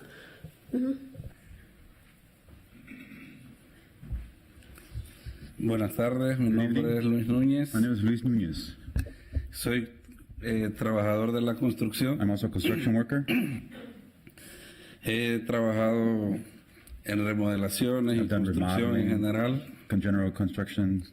Miembro de CETUL. I'm also a CETUL member. Somos una organización que se está formada por trabajadores y para We're trabajadores. an organization that's formed by workers for workers. Y el motivo de la cual estoy aquí es para también decirles estamos presentes nosotros los trabajadores. And the reason I'm here today is to let you know that we're also here present as workers. Porque ahorita que entré miré que están presentando proyectos de edificios, de casas, qué bonito eso, pero atrás de eso estamos nosotros. So it's great that all these new projects are being presented, but behind all of that, it's us, the workers. Y yo quisiera saber si hay alguna protección para los trabajadores acerca de si se dan cuenta cuántas veces nos han robado nuestro trabajo cuando hacemos estos edificios. And so I'm wondering if you've ever wondered if or if you know the answer to how many times like workers have suffered wage theft when constructing these projects. Entonces, nosotros solo queremos decirles que aquí estamos y que queremos, no estamos exigiendo nada más de lo que va más allá, solamente nuestros derechos. So we're here and we are not asking for anything else from what we deserve. We're just asking for equal rights. Porque estamos preocupados con lo que viene aconteciendo y acerca de cuáles serán las condiciones de los trabajadores. Because we're worried about what's happening and what the conditions of some of these workers are. En estas grandes desarrolladores, ¿verdad? With these big developers that are happening. Rudy Work es uno de los grandes desarrolladores. We know that Rudy Work is a big developer. Hay muchísimas personas trabajando con ellos. And there's a lot of people that are working with them. Y sabemos lo que ha acontecido anteriormente. And we know what's happened before. Solamente. Gracias. Thank you. Thank you so much. Thank you.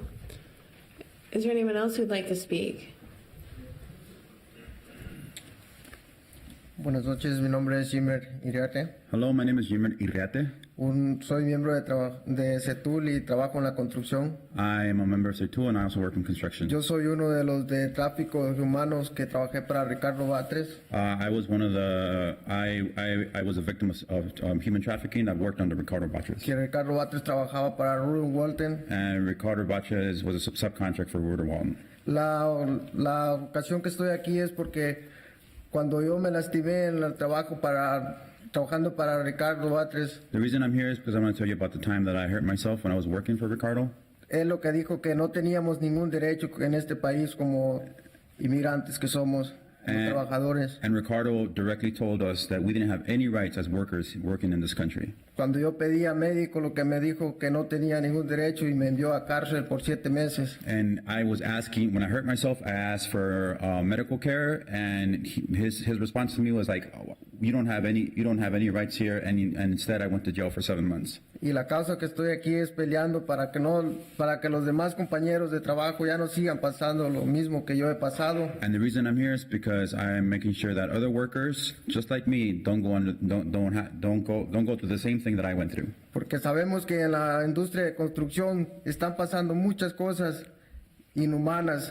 No más que los desarrolladores no hacen nada al respecto de esto. There's a lot of things that are happening in the construction industry that are inhumane, and the big developers aren't doing anything about it.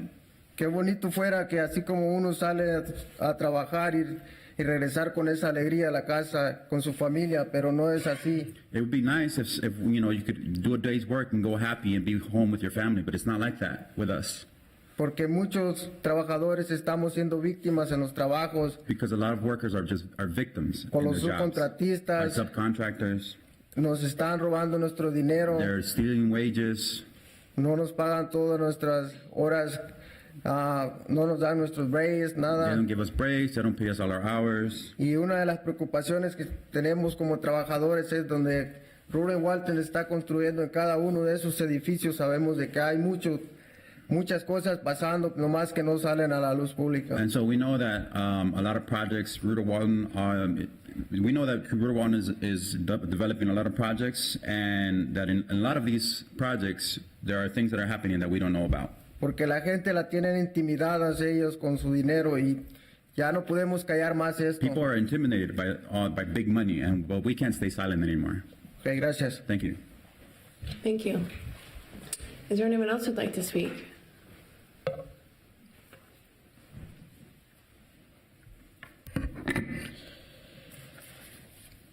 Buenas tardes. My name is Liz Oppenheimer. I live at 4225 41st Avenue South in Minneapolis in Longfellow neighborhood.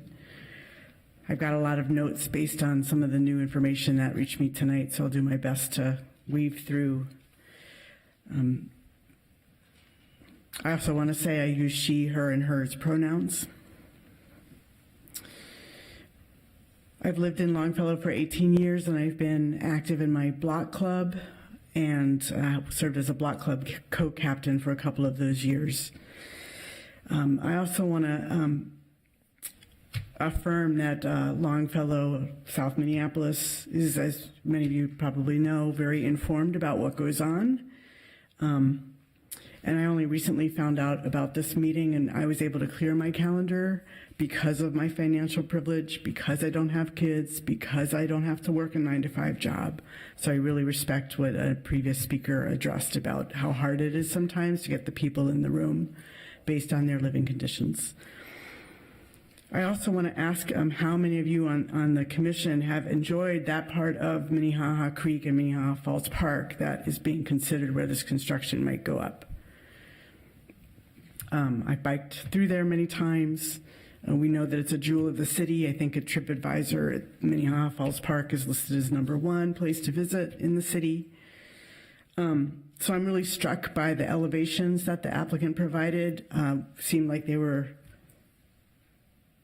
trees that were in, with their full foliage. I didn't see any. I maybe saw one elevation that had bare trees. I'd like to see more elevations of winter time. And I think if I heard correctly, that Longfellow Community Council wants the maximum height to be 4 stories.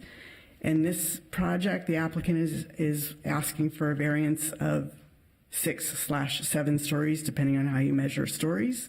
So that's a great deal of concern for me, just right off the bat. I also want to reiterate what someone else has spoken to, and I'll just name it plainly.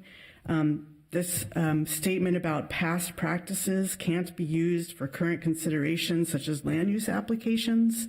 That to me is a very clear example of white supremacy in action, that you're willing to put that aside and keep into our little silo of what this commission is supposed to be focused on. And it's going to be in the record if this isn't lifted up with some strong caution, red flag, however your process moves forward, that you turned aside and said, nope, we're going to just stick to our boundaries. And I understand historically that's what government has been about, and we're seeing more and more pieces of evidence that this is how white supremacy and racism is perpetuated. And I really have appreciated recent iterations of the mayor and city council that is doing what we can as a city to address that proactively. So I also want to just name that and lift that up here.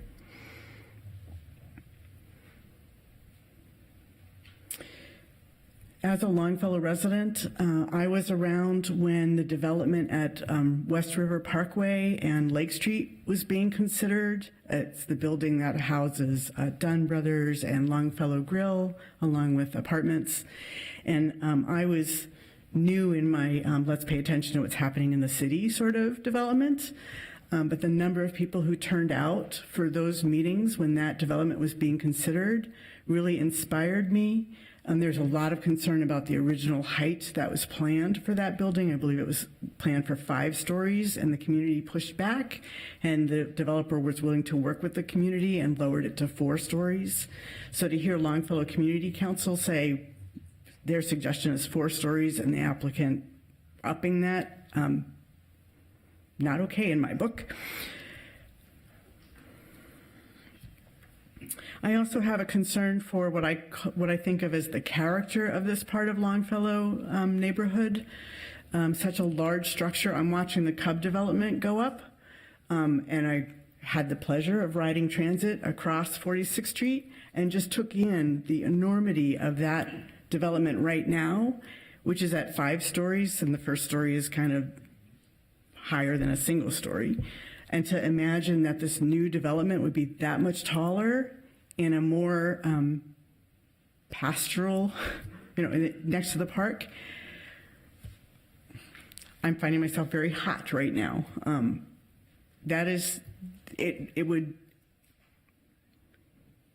transform the character, negatively transform the character of that part of Longfellow, and it makes me think of corridors like 50th and France. And I don't think people move into Longfellow neighborhood because they want to feel like they're at 50th and France. And I shop there, that's fine. It's not like I know that different cities have different characters and different purposes. I don't think Longfellow is right for this project. I don't think this project is right for Longfellow.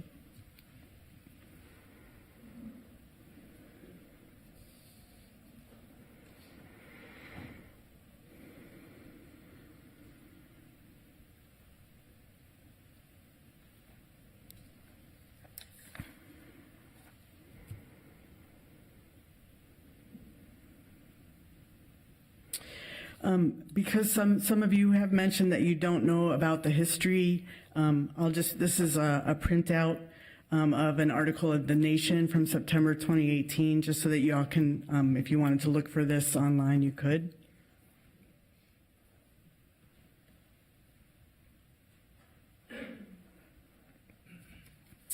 I too was a little horrified to see that some of the practices that CETUL colleagues here have already spoken to, and I'm glad that there's some material out there for us to learn about some of these practices that endanger Minnesotans and Minneapolis residents and workers. I'd like to think that we pay attention to the quality care that we provide our workers, whether they are mowing our lawns or shoveling our driveways or building our buildings.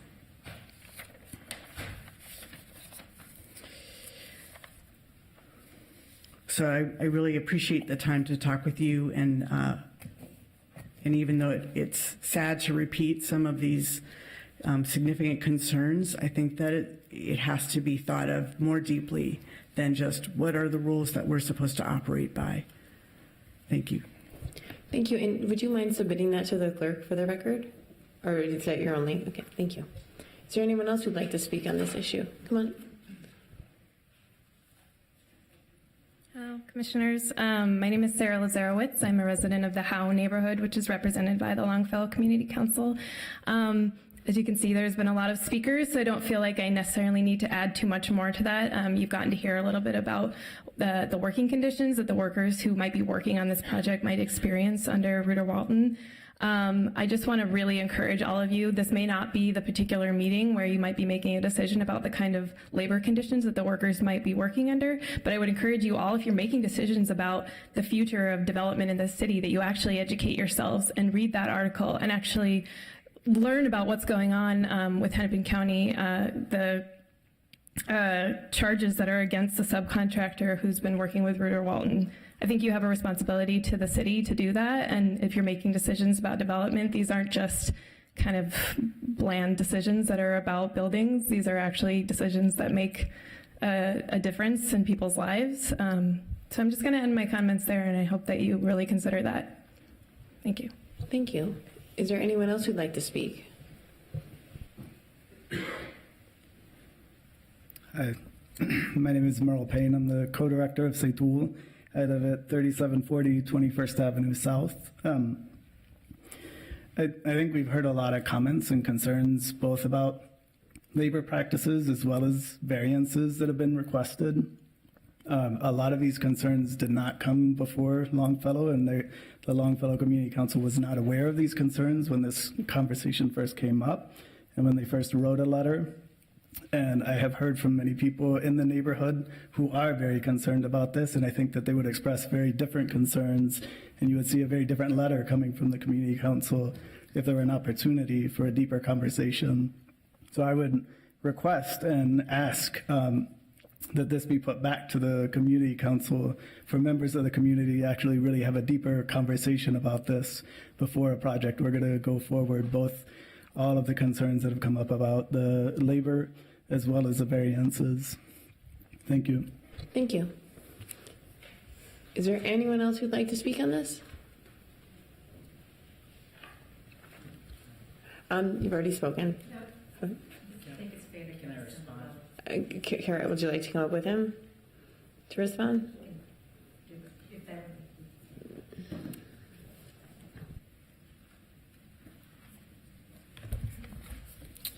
I appreciate the Planning Commission making comments about sort of what is the purview of the Planning Commission, what can be taken into consideration when reviewing an application like this. But due to the serious nature of the statements that were made here this evening, I just feel like it's upon me to state that Reuter Walton does not and has not engaged in labor trafficking. These practices are deplorable, and we in no way condone them. Reuter Walton is currently working on organizing a local industry-wide meeting to address industry practices that are of concern in the broader industry. But again, we in no way have been involved in any type of labor trafficking or other allegations like this. Thank you. Any questions for the speaker? Okay. Anybody else in the audience like to speak before I close the public hearing?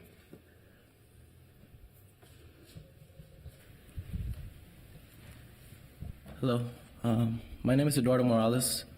I just wanted to bring attention to the concerns that my colleagues have put on the table.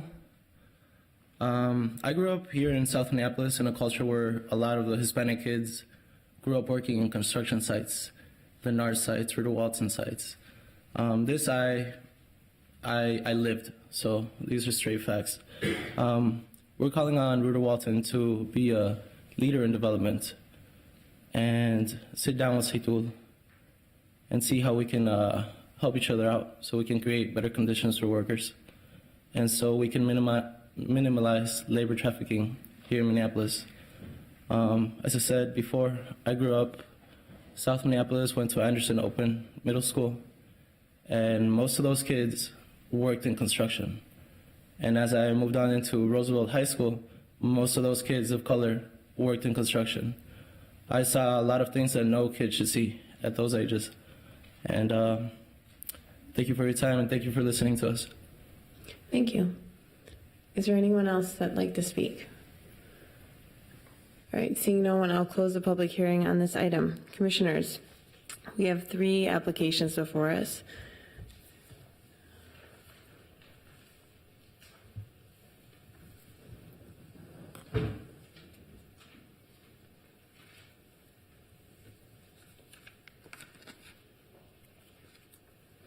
Commissioner Coleman. I would like to make a motion to deny the conditional use permit to increase the height. Is there a second? Oh, sorry. Yes, there's a second. Speak up. Discussion? And I'd just like to explain my reasoning behind that. At the Committee of the Whole meeting, we did ask the developer to bring forward the visual shots from the Minnehaha Creek area, and I appreciate that that was done. I anticipated that there would be less visual impact even on those 2 areas around the bridge. I think it's significant visual impact, and given that the shoreland overlay is at 2.5 feet or 2.5 stories, primarily for views, I think the height as it's currently proposed does not meet the spirit of the shoreland overlay. Is there any other discussion on this item? Commissioner Rockwell.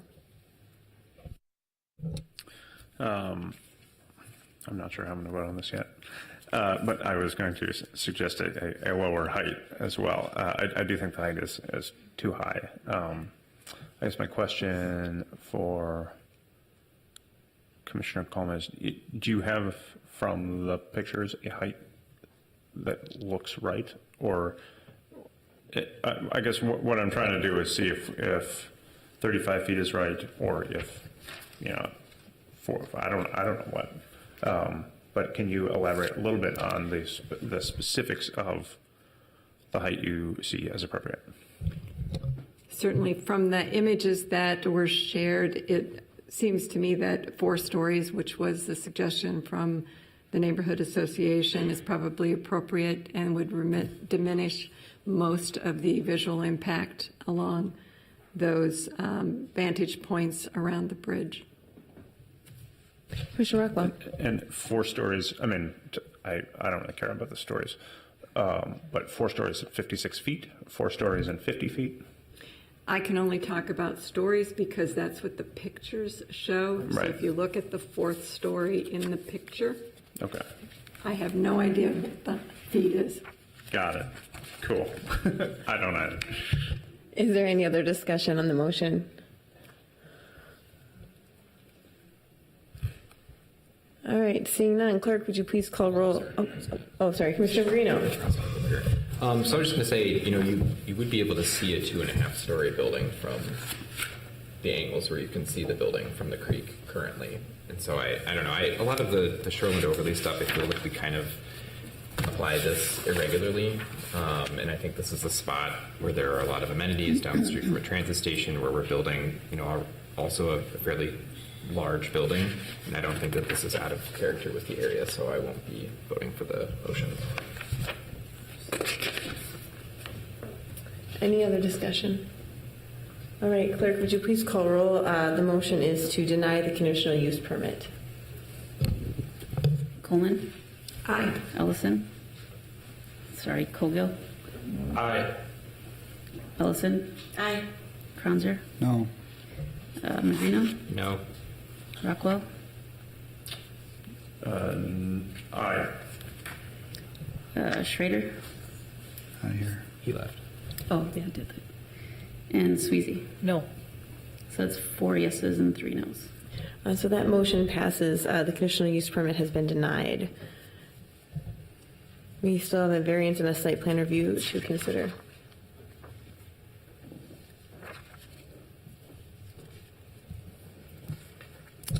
Commissioner Rockwell. I'll move to approve the variance. Is there a second?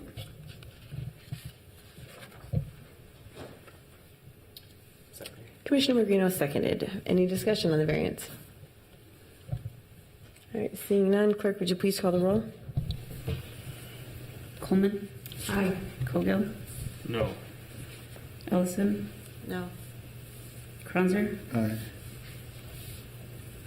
Magrino. Aye. Rockwell. Aye. Sweezy. Aye. 5-2.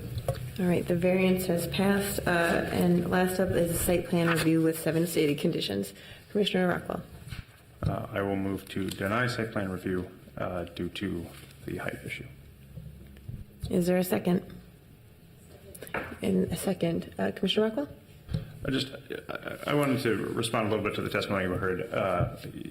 Thank you both to Mr. Wittenberg and sitting President Lippy Pierre. So when we say we don't have the authority to act, it's not that we think that an issue is inconvenient. It's that if we were to put a condition on this, it would not hold up in court. There's absolutely no way that it will hold up in court. The thing that does hold up in court is action by the Hennepin County Attorney's Office. So there are some bodies of government which have a lot of jurisdiction over a lot of issues, and the mayor's office and the city council were mentioned here tonight, and they do have jurisdiction over issues have to do with labor standards and wages and living conditions and so forth. And so they can act in ways that will hold up in court. But it doesn't matter for us to act on something that we have no authority over, which does not mean that it is not frustrating to us not to be able to act. But it doesn't matter if we do. So we can say in a statement like this that we hope that those other bodies act. But I just wanted to clarify sort of precisely why it's relevant, our jurisdiction here. It's not that if we acted that could change something. It won't. But there are other bodies where it will. So I would encourage the people who came here tonight and who are fighting for these issues to focus on those other bodies, including the council, the mayor, state reps, county commissioners, but these small little commissions that are single issue focused just don't have a lot of authority. We can, as somebody said, we're just doing the boring decisions about the buildings, but that's what we do. So are basically volunteering for this. So that's what we've got. Commissioner Coleman. And as the commissioner that expressed her ignorance on tape earlier in the program, I want to thank you for educating me to a much greater degree than I had been educated previously on these issues. And they are important issues, and I think the applicant also heard that tonight. Thank you. And I just want to round out some of the statements here as well, just to echo what Commissioner Rocco was saying. Given our quasi-judicial capacity, it's not because of historic tradition that we're unwilling to act on any of the compelling testimony you guys gave today.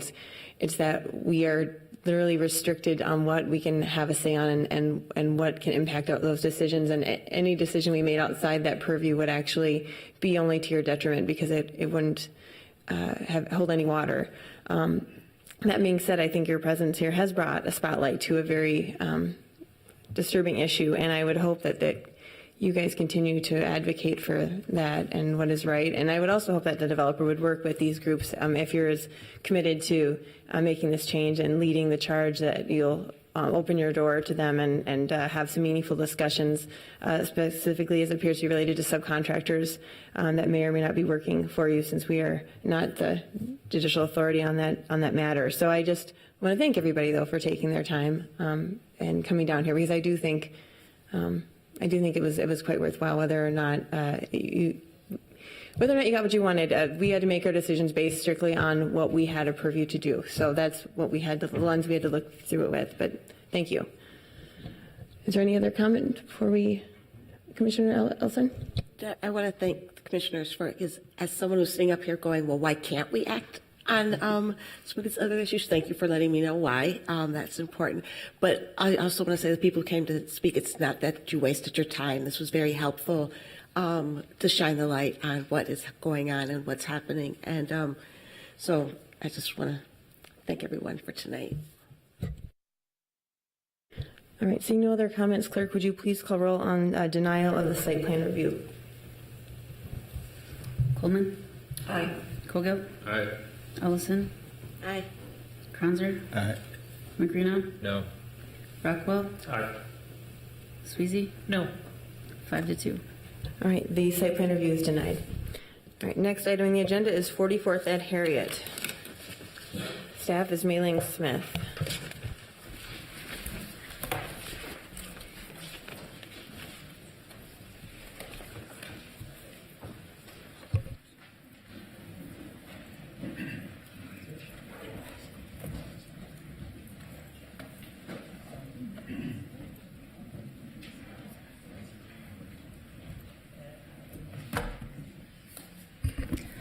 Good evening, President Upkeep here and Commissioners. I'm Mei-Ling Smith. So this property at 2620 West 44th Street also includes a few other parcels. It's an irregularly shaped parcel. It's located between the neighborhood commercial node at 43rd and Sheridan and Lake Harriet. As you can see from the zoning map, there's a large variety of zoning districts and uses in the area. So there is R1 zoning directly to the east of the site and R4 zoning on all other sides.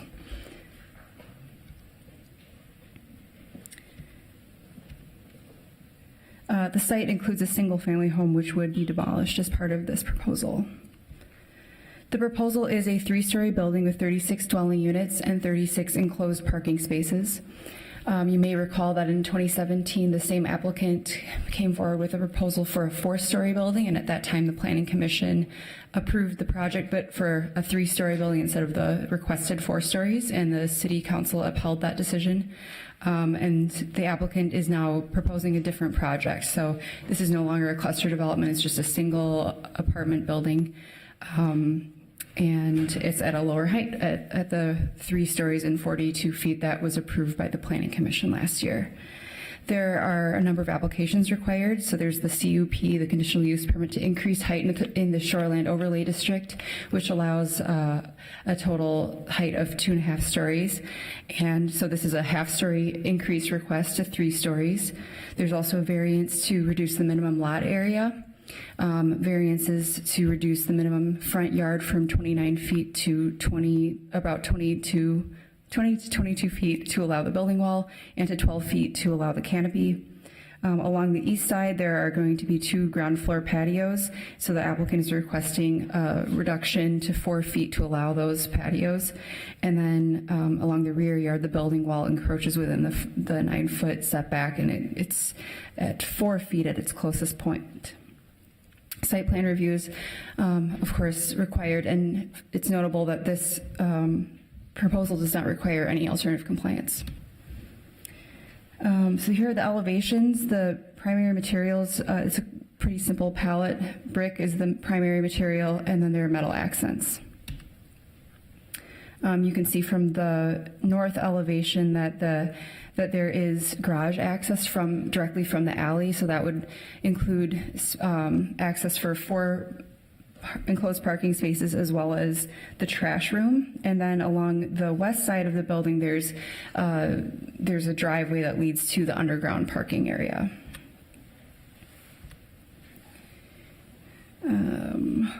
So that would change. Okay.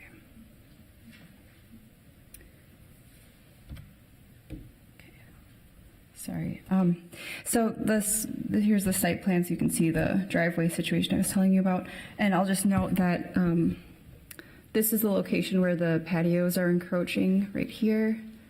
And so that requires the setback, and then here's the 4-foot setback on the back, and then here's the canopy in the front. The 29-foot setback is based on the established front yard.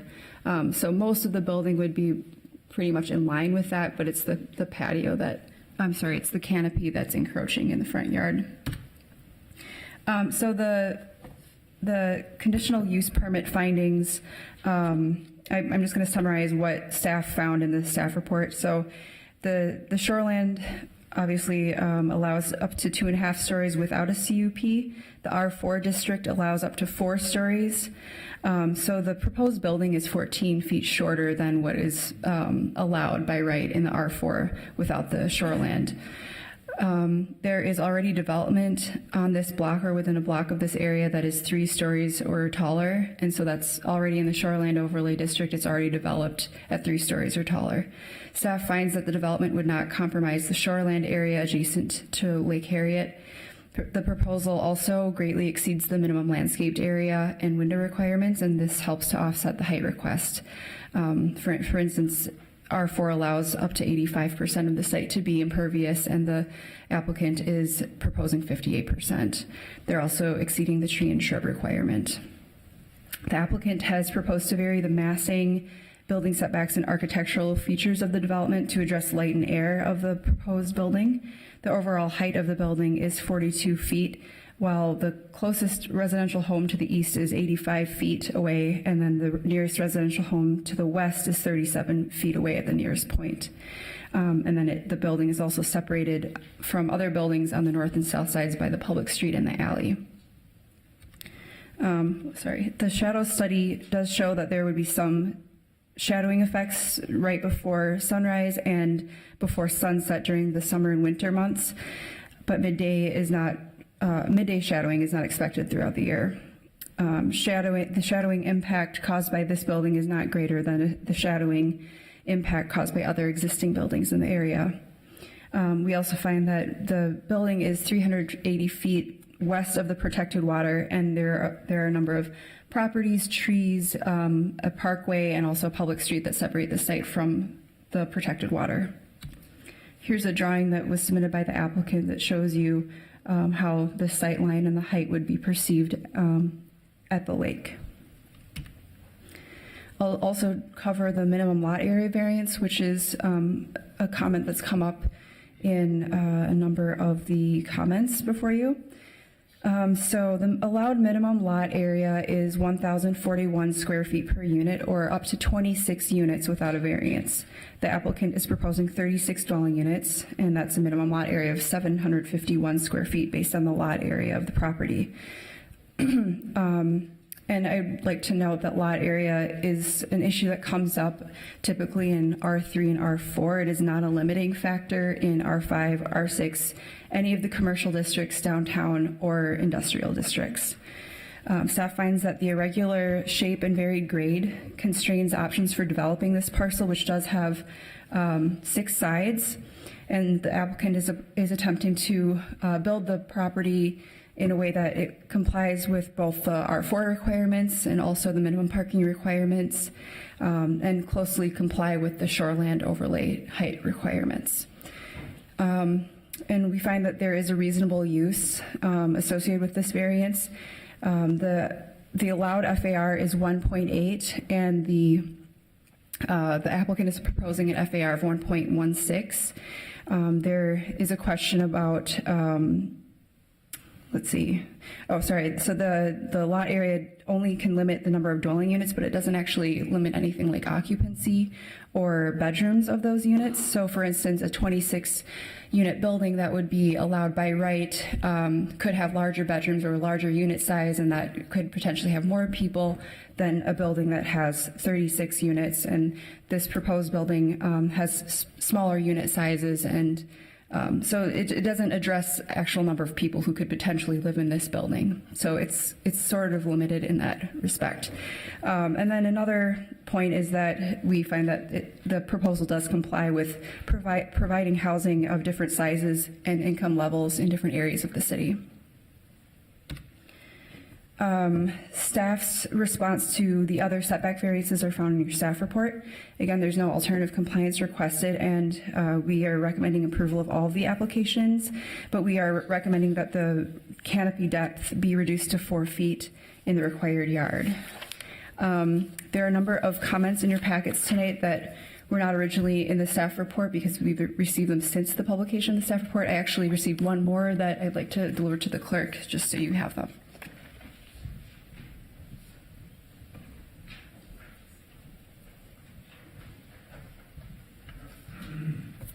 And I'm happy to answer any questions.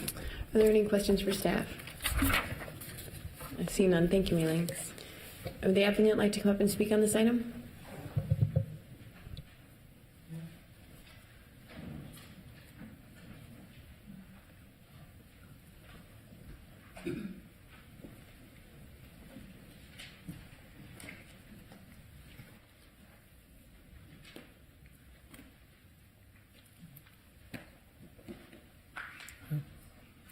Hello, I'm Andrew Commerce. I'm John Gross. We're the developers on this project. And as we'd like to thank the Commission and Mei Ling for bringing this forward. As Mei Ling mentioned, we were here before, and we were going to intending to do a 4-story condo building, and the limit that the city gave us was 3. So it took a while to kind of figure out that could not economically work, but come back with this project, and in doing this project, we were trying to be responsive to the input we got on the condo. So it deliberately has no balconies. We had heard from the neighbors on the east side towards the lake that they didn't like the ideas of the balconies on the condos. So we don't have that. We did not max out the lot, so there's light and air. We put a lot of effort into using higher grade materials and just making this as beautiful a project as possible. And the request again for the 36 units, what we're trying to do is do several smaller units, and so they're more affordable because it's still market rate, but they're a smaller size, so it's a lower rent and addressing that market within this neighborhood. I would just add that the conditions that were suggested by staff are fine and agreeable to us. Yeah. And also, we went to the Linden Hills Neighborhood Committee 3 times, and they had their feedback as well. It was approved, and they provided their letter, which conditionally approved it, along with certain conditions that made sense or did not make sense, depending on them. And for theirs, one of their things was, could we do actual affordable housing? And we can't at this site, but having the smaller units does make it more affordable in the market because they're physically smaller. All right, any questions for the applicant? I see none, thank you. Is there anyone who would like to speak on this item? Please come forward, state your name and address for the record, please.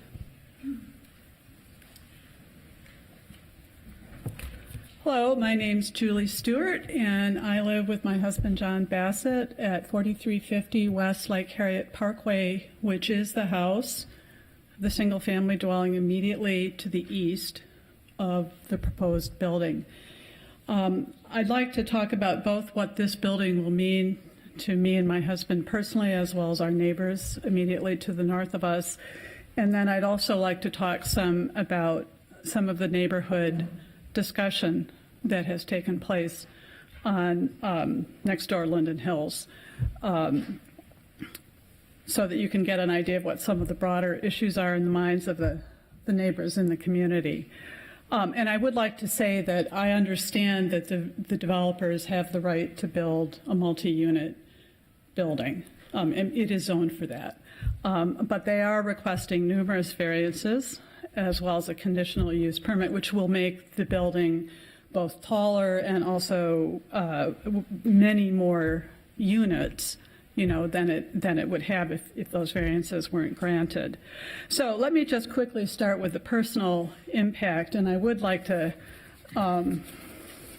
bring back the. Let's see if I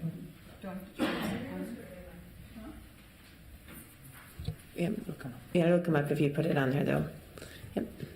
Okay, let me get this.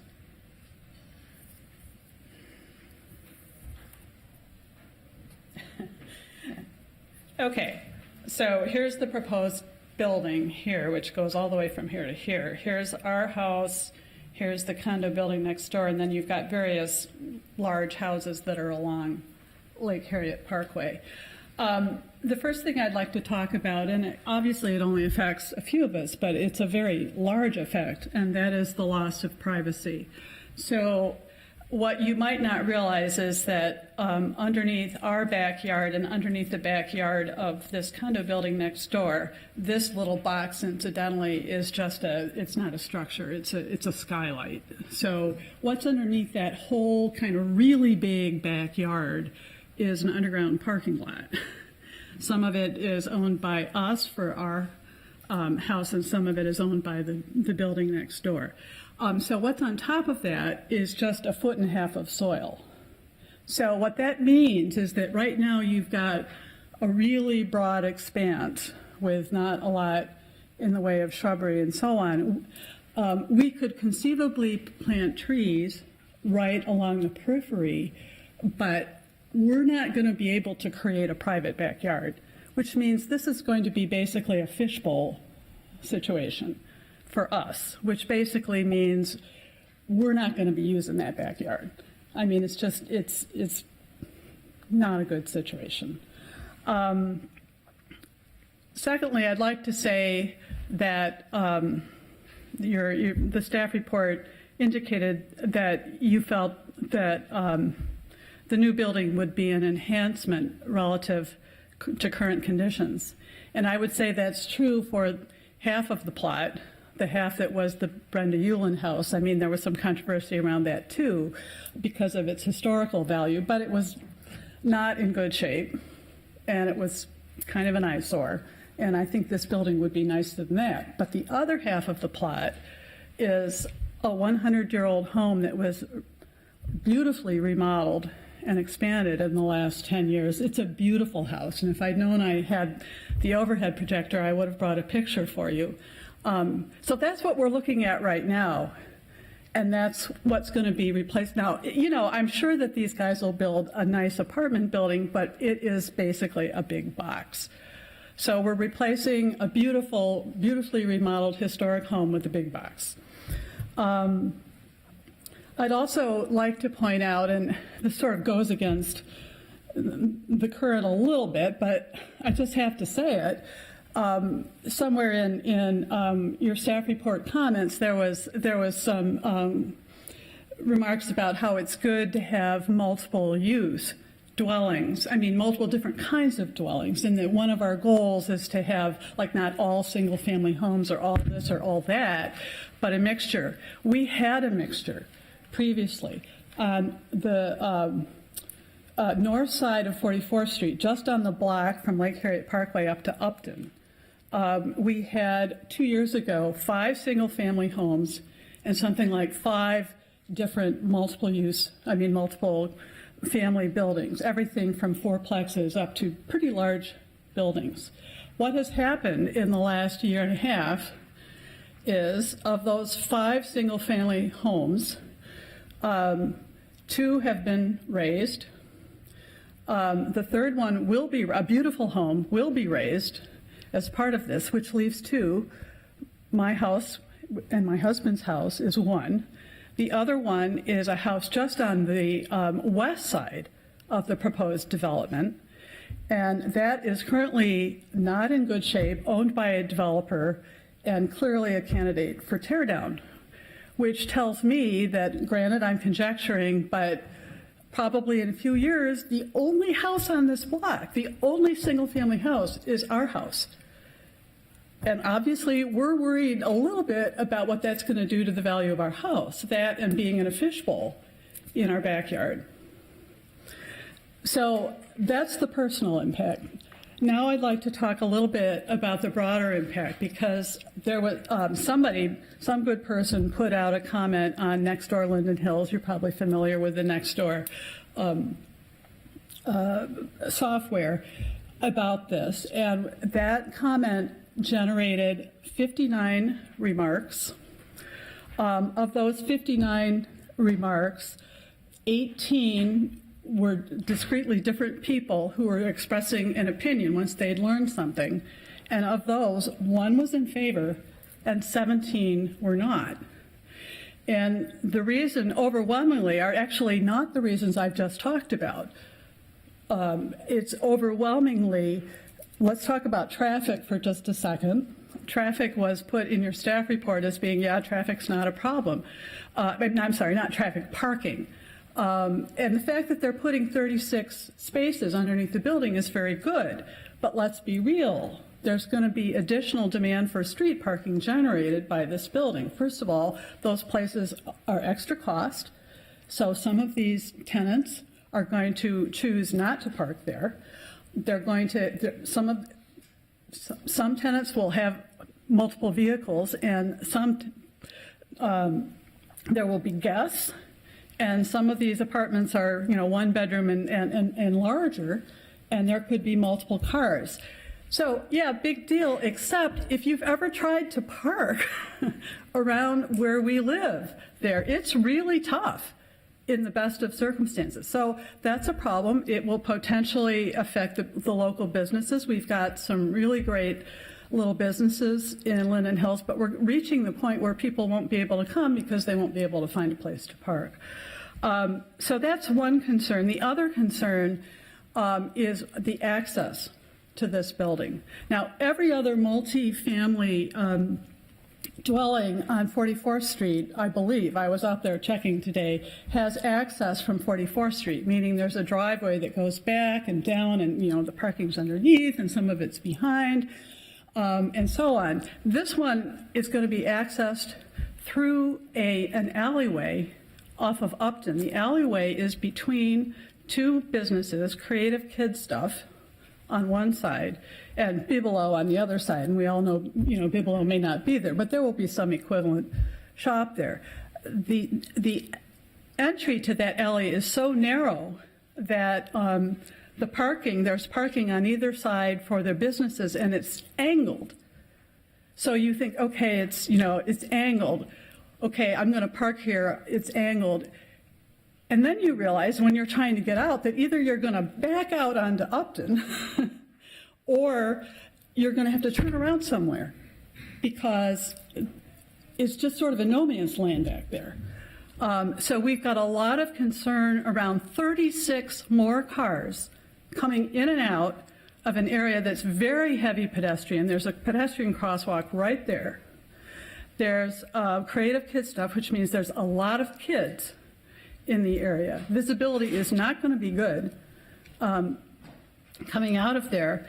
And we just think that doesn't sound like a particularly safe or good situation. My conjecture, these guys, they're trying really hard, but they've come up twice now with proposals that have required a lot of variances because they're basically too big. And here's another example. Why aren't they putting access from 44th Street? Probably they need that space because they need every single square foot to make this economically viable for them. And frankly, what we're feeling right now is, maybe they paid too much for these properties because we feel like the neighborhood is being asked to bear the brunt of their business decisions in buildings that have something, there's a problem with them. So that is what I have to say. Thank you. Are there any questions? I don't see any. Thank you. Okay. Is there anyone else who would like to speak on this issue? Item?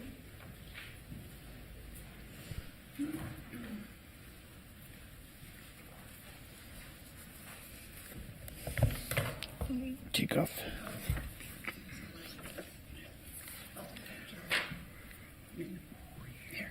There you go. Got it. Thanks. Good evening, Commissioners. Thank you for your time tonight. My name is Joseph Schmidt. I live at 2607 West 44th Street, just across the street from the project. I'm also the president of the Westlake Ridge Condominium Association, the building which we live in with our family on the corner there.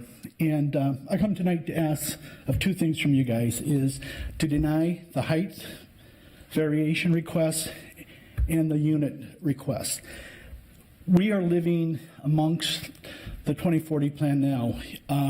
One of the things that maybe has been pointed out in the plan and stuff, from Westlake Harriet Parkway up to Upton Avenue on the north side of that street, that's just no emergency route. So from November 15th through April 1st, every year, we need to circle around the blocks a couple more times. So we have a couple kids with cars, they have to park on the street. We usually park a block from our unit right now up on the hill. And if you look around the corner off 44th, if you go to the south on Westlake Harriet Park right there, there's two buildings right next to us, and both of those units, both those buildings have no allowed parking for their tenants. So with this building here, I'm in the circumstance that anyone can develop. I just ask that we develop inside the guidelines of the shoreline overlay and the city's zoning and planning guidance, and that we shouldn't give up our quality of life in our neighborhood to enrich a developer. And so again, I strongly urge you guys to deny the variance on the height and of the units. And it goes back to, this is a huge box sitting on two current residential lots, and it's going to greatly affect the quality of life in our neighborhood. And again, 26 units might fit in there. And again, too, this building has no guest parking allowed it for people. And this is by the developer has told us the tenants will be paying additional for parking in the building. So if I'm going there out of college, looking at a place to live by the lakes and stuff, I'm not going to pay for that parking. I'm going to try to park in the street, which again, too, personally, on Sunday, if you have guests over with something going on at Lake Harriet Band Shell, you know, our guests have to park a block away, a block and a half away to come to our home for dinner. And again, to Julie's note about that access into the building through the alley, and again, too, I don't know how this all works with traffic planning and zoning and stuff, but currently, I mean, go out there any weekend day and look at the traffic and people trying to get in and out of the two businesses, and they're trying to back out of that alleyway into Upton, and it's always, you know, something's going on there with cars honking and stuff like that. But I mean, that's something in this project needs to be addressed too, and why we don't have access off 44th. But again, too, we brought that up at the city Linden Hills City Council meeting with the developer, and we all agreed that might be another bad idea too, because 44th is such a raceway down to the lake, and we've always are dealing with traffic, high-speed traffic on that roadway down to the lake. So again, just for the neighborhood and livability of our homes there, I just asked of you to deny the variance on the height and the number of units for this development. Thank you. Thank you. Is there anyone else who'd like to speak on this item? My name is Linda Lounsbury. I live at 4125 DuPont Avenue South, and I'm here to speak about the history of the area and the historic preservation, which Minneapolis has a history of not preserving buildings.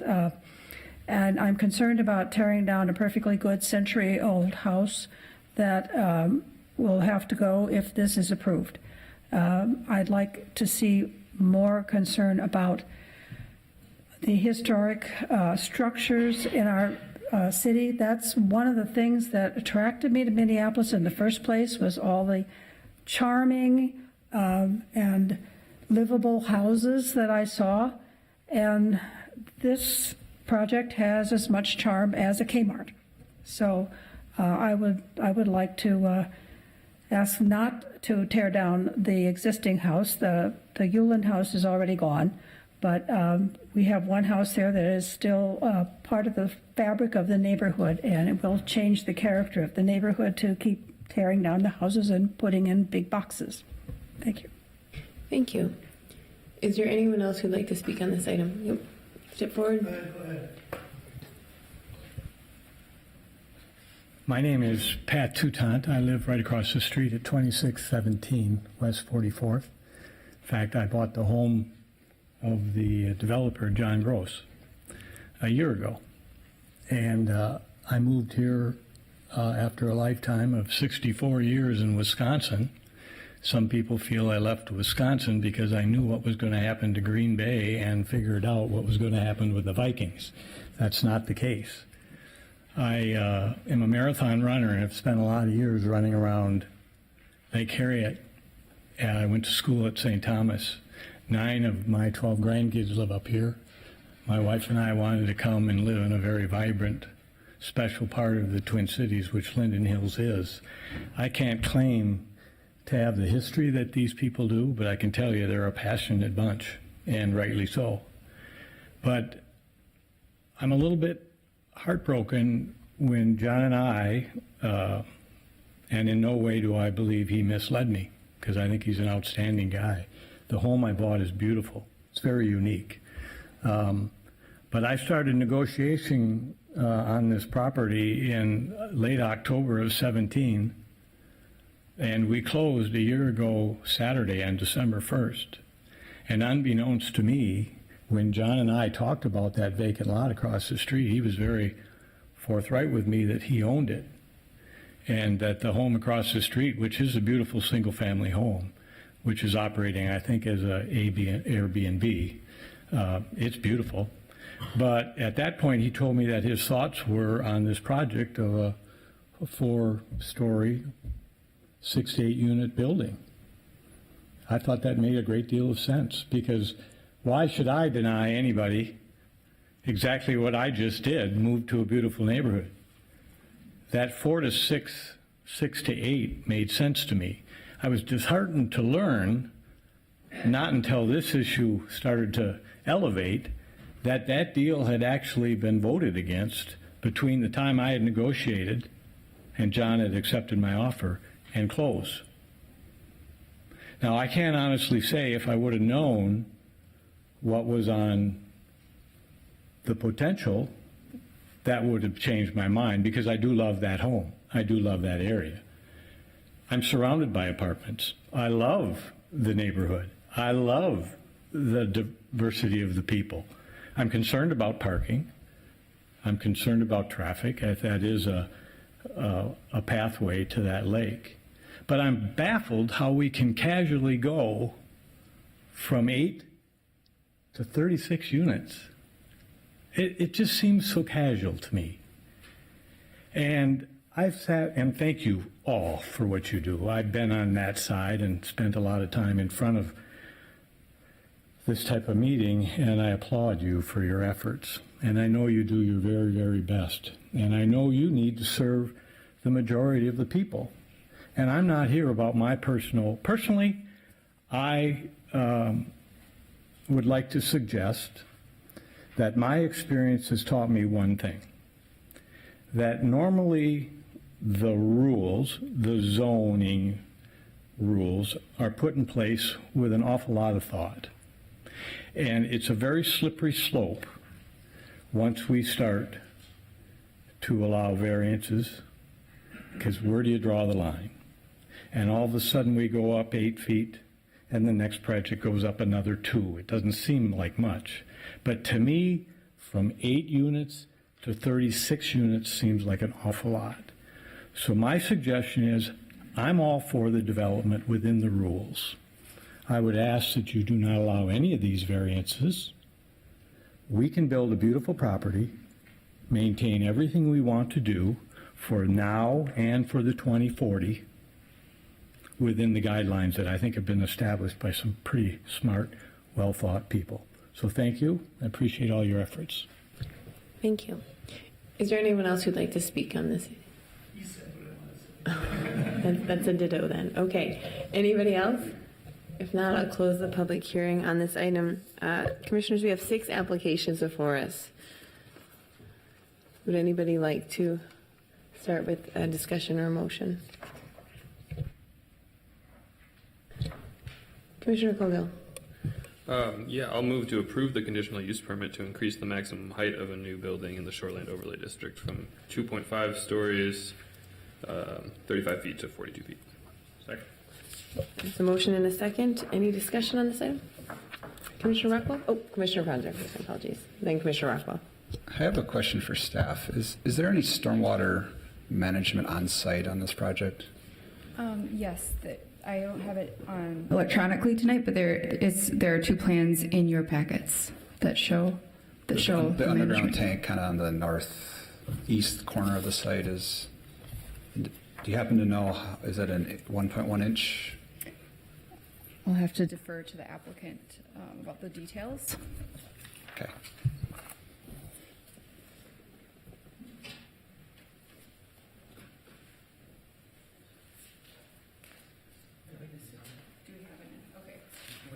Okay. Sounds like we don't have a lot of other details besides that, but they're not subject to the full stormwater mitigation because they're under an acre. Yeah. Commissioner Rockwell. Yeah, I briefly wanted to, regarding the views into backyards, I think I understand that. I think that the as of right, 2.5 stories versus the 3 stories is functionally the same in terms of the sort of window height looking in. I realize that this is a greater density, but I hear that, but I think practically speaking, this is something that we should approve. Commissioner Gogill. I just want to say something similar. I mean, both around the shoreland overlay. I mean, this is a 7-foot difference, and regarding some of these other issues of density and number of folks coming in, I welcome the opportunity for more people to be close to our park system and to one of the greatest lakes in our cities. You know, it's disheartening to me sometimes to hear folks in our city a city that welcomes everybody to not think about an opportunity like this as an opportunity, as something where you're getting a lot of new neighbors and more neighbors, people who want to be involved in your neighborhood, who maybe don't have the means to be homeowners yet, who don't have the means to be condo owners yet, to also get involved and get activated in your community. And I'd say also to the just to all of those points, you know, it's the importance of that density overrules just the rote rule of 2.5 stories. Commissioner Rockwell? What was your? Oh, Kogel thinks so. All right, any other comments in regard to the motion? If not, clerk, please call roll. Coleman? Aye. Colgill? Aye. Ellison? Aye. Kranzer? Aye. Magrino? Aye. Rockwell? Aye. Sweezy? Aye. 7-0. All right, that motion passes. For the conditional use permit, Commissioner Kogel. I'll move to approve the variance to reduce the minimum lot area per dwelling unit from 1,041 square feet to 751 square feet. Is there a second? Second. All right, there's a motion and a second. Any discussion? Commissioner Rockwell. Just very briefly on this as well, you know, in terms of the density of the units, I think, and I think the concern about parking, which is really the main concern there. You know, this is near a very walkable neighborhood, which I think is really important, and it is near the number 6 bus line, which just starting meetings on turning that into a bus rapid transit. It's not on the immediate horizon, but I do think that allowing density and frankly allowing for and for separating the parking pricing from the units is actually a really good practice from a long-term urban planning standpoint. It reduces the cost per unit, so the cost of the parking space is not baked into that unit cost, and it provides an incentive to not have a car in a place where you actually have transit options. And so I think that's really important, and I applaud the developer for creating that separation in costs, because I think that's where we should be going generally. And so I wanted to say that. Are there any other comments? All right, seeing none, please call roll for variance B. Coleman? Aye. Colgill? Aye. Ellison? Aye. Kranzer? Aye. Magrino? Aye. Rockwell? Aye. Sweezy? Aye. 8-0. All right, that motion passes. Commissioner Kogel. I will move to approve the variance to reduce the front yard setback. Is there a second? Second, okay. There's a motion and a second. Any discussion on this variance? Seeing none, clerk, would you please call the roll? Coleman? Aye. Colgill? Aye. Ellison? Aye. Kranzer? Aye. Magrino? Aye. Rockwell? Aye. Sweezy? Aye. 7-0. All right, that motion passes. I will move to approve the. I'll move to approve. Can I do both of the variances at once? I'll move to approve these next two variances. The variance to reduce the east side yard setback and to decrease the front yard setback. And just a point of clarification, I believe variance E is supposed to read rear yard setback. Okay. Just a typo, so. Great. So a motion to approve both variances D and E with the modification with the typo. Is there a second? Second. And there's a second. Any discussion? Seeing none, clerk, would you please call the roll? Coleman? Aye. Colgill? Aye. Ellison? Aye. Kranzer? Aye. Magrino? Aye. Rockwell? Aye. Sweezy? Aye. 7-0. And those motions pass. Commissioner Kogel. move to approve. Move to approve the site plan review with the 6 stated conditions. Is this our second? Second. There's a motion and a second for site plan review. Is there any comment? Commissioner Colgill? I'll just say that the landscaping really looks fantastic, and I appreciate the thought that was put into it by the applicant. Okay, seeing no further discussion, clerk, could you please call roll? Coleman. Aye. Colgill. Aye. Ellison. Aye. Cronzer. Aye. Magrino. Aye. Rockwell. Aye. Sweezy. Aye. 7-0. That motion passes. Thank you very much, everyone here for that item. Moving on to item number 9, 2325 East 38th Street, 3812 24th Avenue South.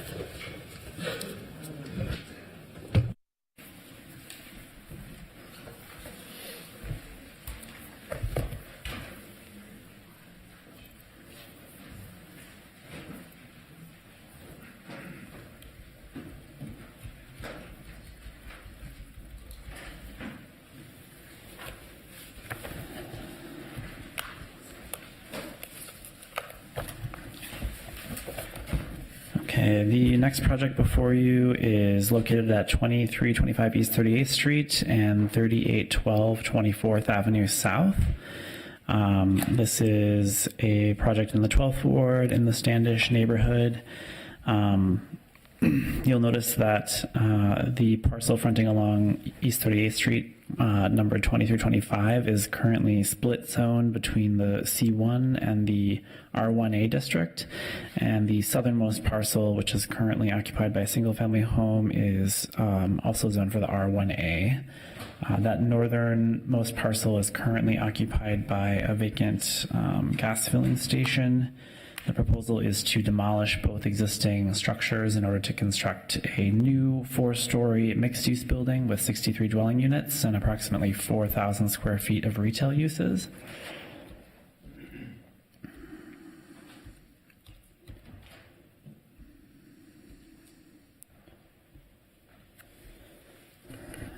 This is the site plan for the proposed structure.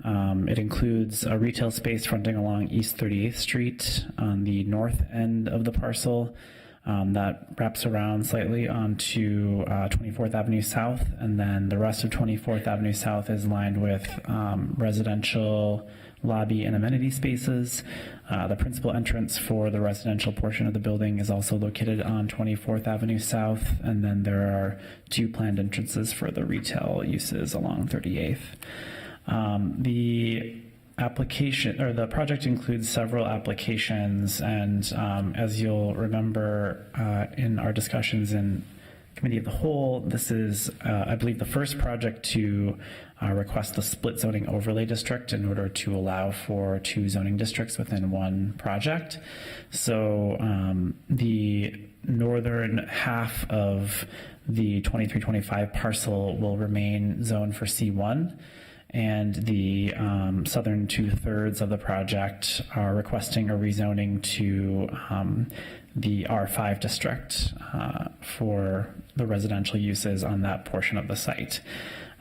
As far as the analysis goes, it's a little bit complicated because certain aspects of each zoning district will apply to certain aspects of the site. The lower of the intensity in terms of FAR and height applies to the entire site, whereby yard setbacks will apply to the relevant portion of the site in terms of the zoning district that applies to that part of the project. So I'll go through the applications in the list here, and if there are questions about that, I'm happy to try to address them. So there's a conditional use permit to increase the maximum building height from 2.5 stories to 4 stories, and that's because 2.5 is the upper limit in the C1 district, which would then apply to the entire site. There's a variance to reduce the minimum parking requirement for non-residential uses. This is for the retail component in the project. So the project is proposing 31 enclosed parking spaces in an at-grade parking garage that's accessed off of the alley via 2 garage entrances, which you can see on the site plan here. That is meeting the minimum requirement for the residential portion of the project. The project does qualify for a 50% reduction in minimum parking requirements because of its proximity to the East 38th Street Light Rail Station. The variance then is for the 4 required spaces for the retail component along 38th. There is a variance to increase the maximum floor area ratio from 2.38 to 2.46. Again, the maximum FAR in this case is being set by the C1 district. The R5 district would have a somewhat higher FAR if it were applied to the entire site. They do qualify for a bonus for including enclosed parking as a part of the proposal. There's a variance to reduce the minimum front yard requirement along 24th Avenue from 22 feet to 8 feet for the proposed R5 portion of the site. That 22-foot front yard is being established by the single-family residence immediately to the south. So it's somewhat larger than the required front yard that would be applicable via the underlying zoning district. There is a variance to reduce the minimum interior side yard along the south property line from 11 feet to 5 feet. So that's that yard that's adjacent to the lower scale single family residences to the south. And then a variance to reduce the minimum rear yard along the alley from 11 feet to 5 feet. There's a variance to increase the maximum lot coverage. And that again is just for the R5 portion of the site from 70% to 78%. And then the site plan review for a new 4-story mixed-use building. So kind of a mouthful there, but in terms of the project itself, the applicant is proposing some mitigating measures in terms of how those yard variances are treated with respect to the lower intensity uses. So you can see in the upper elevation here that the 4 stories are proportionally set back as you move up to the 3rd and 4th story, such that the 4th story would actually meet the setback requirement for in this particular zoning district if that were the extent of the building wall. And again, that's to provide light and air to those lower scale residential uses. The building itself is composed of brick cladding along the East 38th Street elevation and a mixture of fiber cement and metal panel. Some renderings showing that retail space at the corner of 38th and 24th. And then this is the elevation along 24th showing the principal residential entrance. And then this is a view showing that alley side of the project. And then this kind of illustrates further that setback along the south property line. So I'm sorry, there isn't a metal panel as a primary material. It's 2 colors of fiber cement and brick veneer. So I will conclude my presentation there and take any questions. I see no questions. Thank you, Peter. Would the applicant come up and like to address some of the land use applications? Good evening, members of the commission. Sheldon Berg with DJR Architecture, 333 Washington Avenue North. Thank you. I think Peter did a great job describing the project. Obviously, we've been before most of you in the committee of the whole, and we started the project probably 9 or 10 months ago, and met with the neighborhood. The developer has also met with them sort of continually throughout the process. I don't think there's a great deal of items that I want to add that Peter hasn't already covered. I think he's covered all the subject matter pretty well. Rob, did you want to add anything? Yeah. Okay. Good evening, Rob Lubnow with Yellow Tree. live at 46 and Park. Just want to make note kind of that process of working with, some of the stakeholders, neighbors initially, meeting at a couple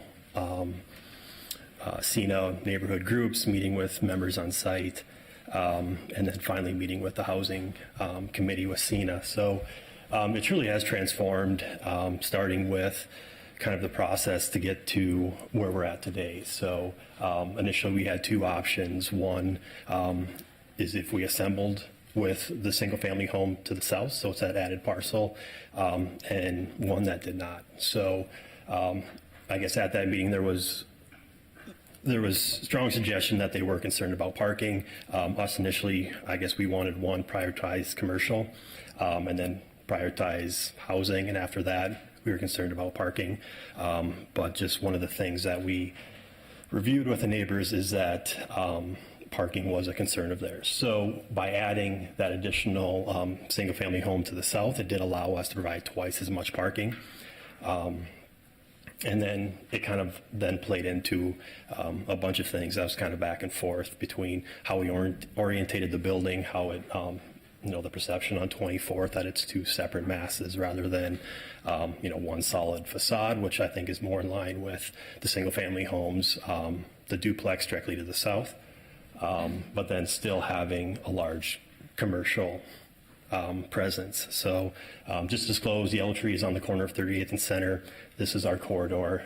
Talking with most people, it is apparent that they're excited about the corridor. I think, kind of the transformation of commercial space providing an amenity for the neighborhood is coming back. We did that with our building on 38th and Cedar, and we're seeing that kind of extend down to the light rail station. So there's not a lack of individual groups that want commercial space. It's just how do you give them a commercial space or a small business that can fit within the context of the neighborhood. With that, a lot of people have reached out. There have been local businesses that have reached out to us to move into this spot just for that reason. Kind of as we've gone through the process, obviously not everyone got everything that they wanted, but I think ultimately this is a good blend of what is available on the site and also what the neighbors responded to. And that is also seen in the support from the Housing Development Committee from CINA, who did make note of their preference to attract residents who prefer to live without cars. I think that's another thing. Front door, there's a bus stop. Light rail station is just a few blocks down the way. Any questions? I see none. Thank you very much. Is there anyone who'd like to speak on this? Oh, Peter? I did just want to add, because I think I forgot to mention in terms of the land use features, the site is guided for mixed uses. It's located within the transit station area for the East 38th Street Light Rail Station. It's in a pedestrian-oriented overlay and a neighborhood commercial node and a community corridor, which is East 38th Street. So, thank you for adding that.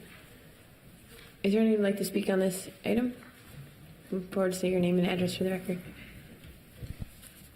Thank you. It's first time being here. A little bit nervous, but I'm just going to read from what I've prepared previously. So, my name is Clark Hauschild. I live at 3825 24th Avenue South, which is across the street and 3 houses down from the proposed development. And I was in on the community meeting that they did have, and it was appreciated. Kudos to the developers on that. They did come and see us, and that was a good thing.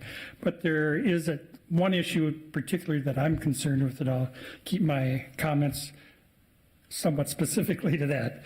So, first of all, I question the conclusions of Mr. Crandall regarding traffic and parking impact within the residential area adjacent to and nearby the planned development. Complex with 63 dwelling units and retail space will create traffic and parking impacts in the immediate area, especially on the immediate single-family residents nearby. These are areas where children play, and any increase in traffic volume will make the area less safe for normal neighborhood activities. I would conservatively estimate that each dwelling would average about 1 vehicle per unit So in my estimation, another 63 cars, which they have room for 31. Not enough in my estimation. As we do and will continue to live in a personal vehicle dependent lifestyle for some time yet, despite well-wishing for pedestrian transit renaissance of some sort. But this will impact parking, despite Mr. Crandall's unsupported assertion that there is an abundance of on-street parking in the general area in the materials that I read this afternoon. Add to this a successful residential establishments drawing non-pedestrian transit customers to the area, cars in the area, and the hunt for parking for current homeowners will become very difficult. I consider this a negative impact.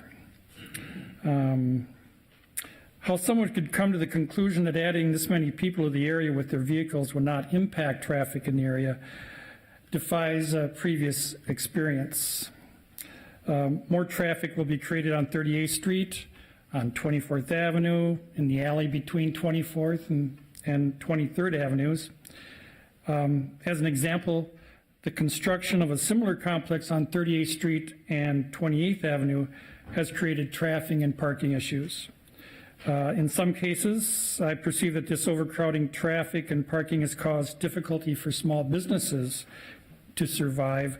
For example, there have been 4 different attempts to get a coffee house going at 38th and 28th Avenue, southeast corner there, and the latest one that I see doesn't have as much traffic as they're going to need to be successful. I consider this because they don't have parking in the area for their customers to go in and come out in the morning when it's the busiest. And I would ask that all variances, since they're interrelated to the parking traffic issue, be denied. Thank you. Thank you. Hello, my name is Greg Ketter, and I own the business and the building right next door to this project. We've been there now 10 years, and it's become a totally different area from where we first started. It's a bookstore, and traffic has gotten very busy there. Parking is becoming increasingly difficult already. The building across the street on 23rd changed hands from an attorney's office to several other businesses, and kitty corner from us is now Sister Sludge Coffee and also a tattoo shop, and that's increased traffic and parking problems in the area.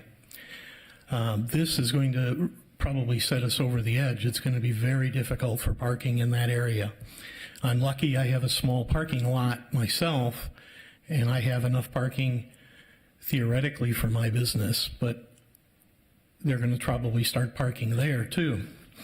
I don't think there's going to be enough with 63 units and only 31 parking spaces, and if there's any retail business, they're going to require parking there.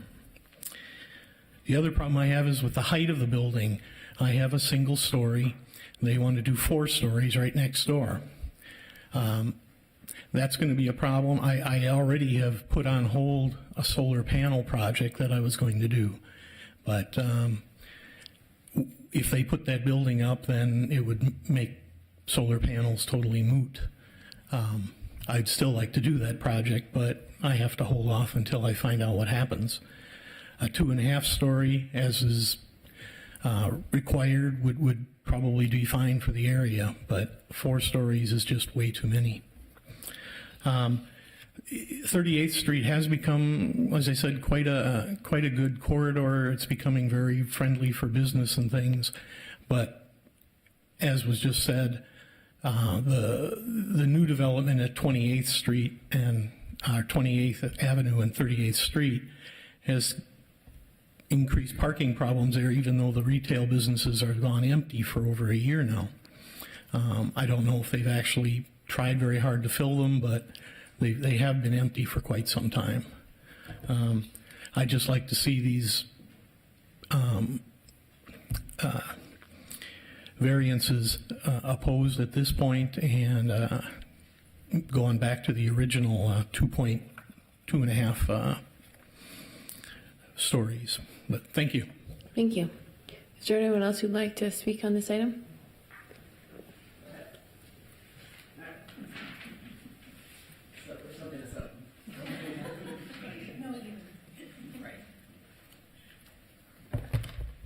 Good evening. I'm Brian Copeland, 38th Street, which is just across the street from it. I've only got two major concerns. But first, you got to extend the olive branch. I really do appreciate the developers developing this gas station. And I really do like the density of it. I'm sure you've heard the number 63 several times. 63 units is going to be very dense housing. 47 units between 350 square feet and 500 square feet. That's a lot of very small apartments. So I'm kind of sympathetic about the parking. I'm kind of not. I'm mostly just concerned with the characteristic of the neighborhood. In Peter's report, it discusses that this is part of a master plan for the 38th Street corridor. But it's kind of a sloping down. I should turn around as I do it. To the east, where the 38th Street station is, there is some high density housing, specifically right on the station. And then they've been mentioning 28th Street, which is just 2 blocks away. We're 4 blocks farther than that. We're right at that half-mile cusp, where if they were actually occupying the comic book store, the gentleman you just heard, they would not qualify for that transit benefit where they only have to have 31 parking spots. So they're right on that line. And even back over at 28th, across from northbound, we're talking 3 stories here. The majority of the housing that's not just single-family homes is 3-story housing. This, of course, is asking for a 4-story house. And I think that's where I take my big concern at, is that they just went one step too far. Just going off of their original plans, they're still going to have 47 units total, that is, across the first 3 stories. I think that's a very reasonable amount of dense housing, because I want to welcome a lot of people into my community. It's just a small variance as opposed to the 35% increase that they're asking. And it still allows for commercial. And in fact, if they continue with the 31 parking spots with 47 units, that's going to alleviate a lot of my neighbors' concerns about parking in the area. So that's the one big one. And then the other tiny one, if I can get to a map, I think I can do it. I just wanted to raise to the your panel's attention, oh, there we go, that this is not a streamlined, straightforward traffic area. You'll notice that 23rd Avenue has a stoplight right there, and then it bends to the side. That's going to cause a lot of traffic backup as there's more and more people trying to interrupt that flow of traffic to turn into the alley. Almost every other intersection, this wouldn't have been an issue, but this is a light right there with a lot of business potentially going in, and then this is going to be upwards of 31 different cars during rush hour trying to navigate that complicated traffic intersection. Thank you for listening to my concerns. Thank you.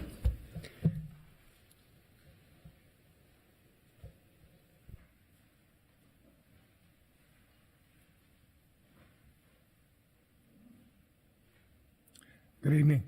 My name is Dan Melander. I'm here with my wife, Karen. We just moved into the neighborhood about 4 years ago. This is the neighborhood I grew up in when I was born back in '54, up on 35th Street and 23rd Avenue. All the buildings down there, I remember, they've all changed.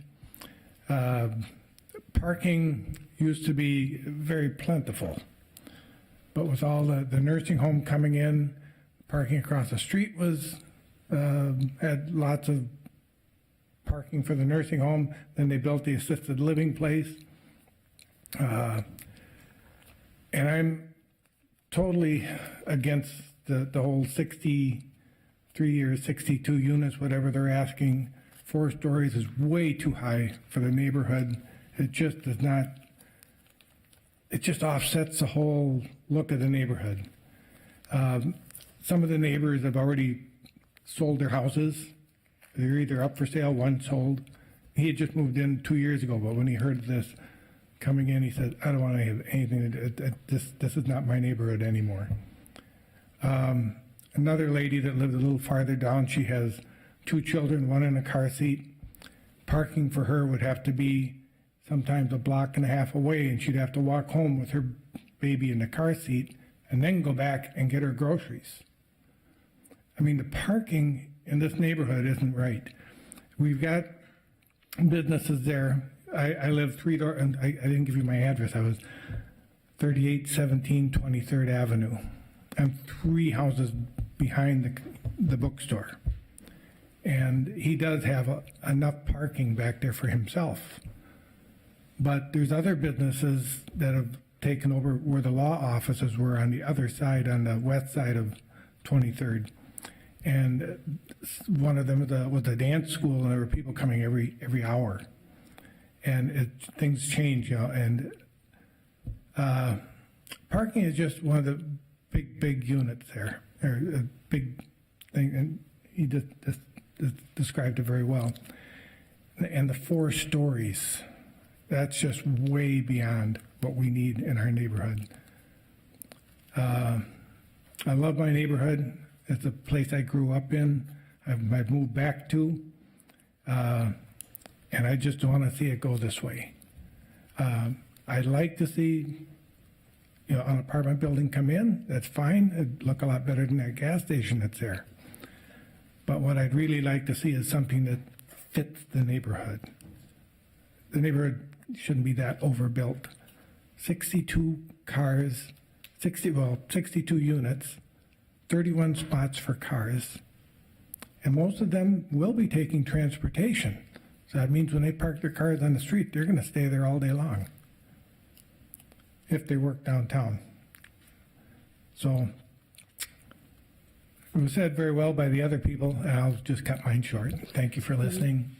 And I would like to see some of these variances disapproved, especially the height and the number of units. Well, thank you. Is there anyone else who'd like to speak on this item?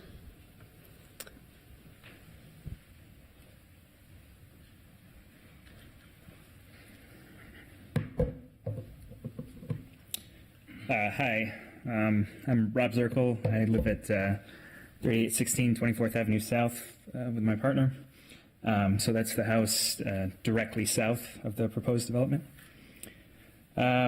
So I just want to say, like, we are excited for that gas station to go. We're excited for the proposed development, but there are 3 of the variances that we take issue with. So item C is the height increase.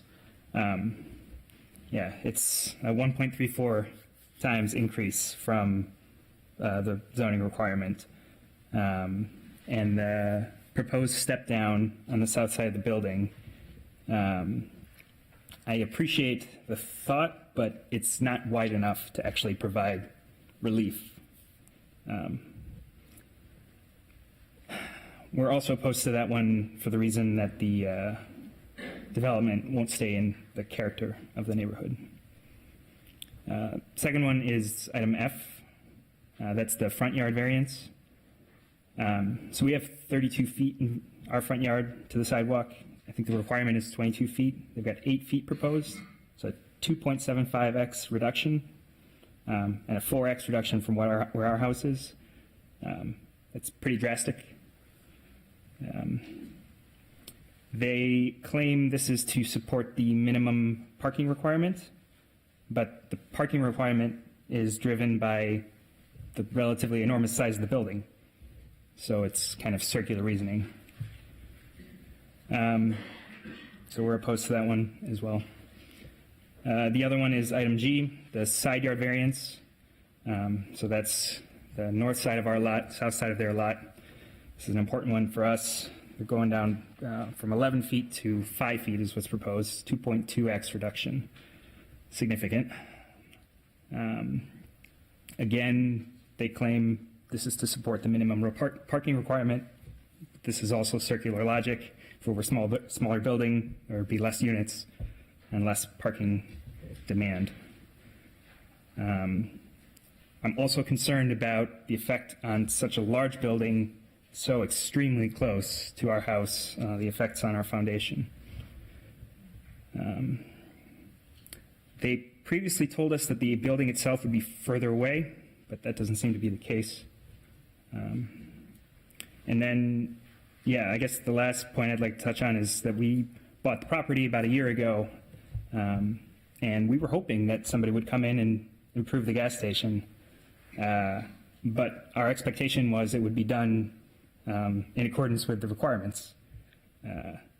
And the requirements that these variances are describing is an order of magnitude greater than what we thought might be possible.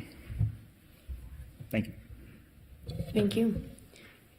Is there anyone else who wants to speak on this item? All right, seeing no one, I'll close the public hearing. Commissioners, we have items A through J for consideration tonight. Would anybody like to start off with discussion or a motion?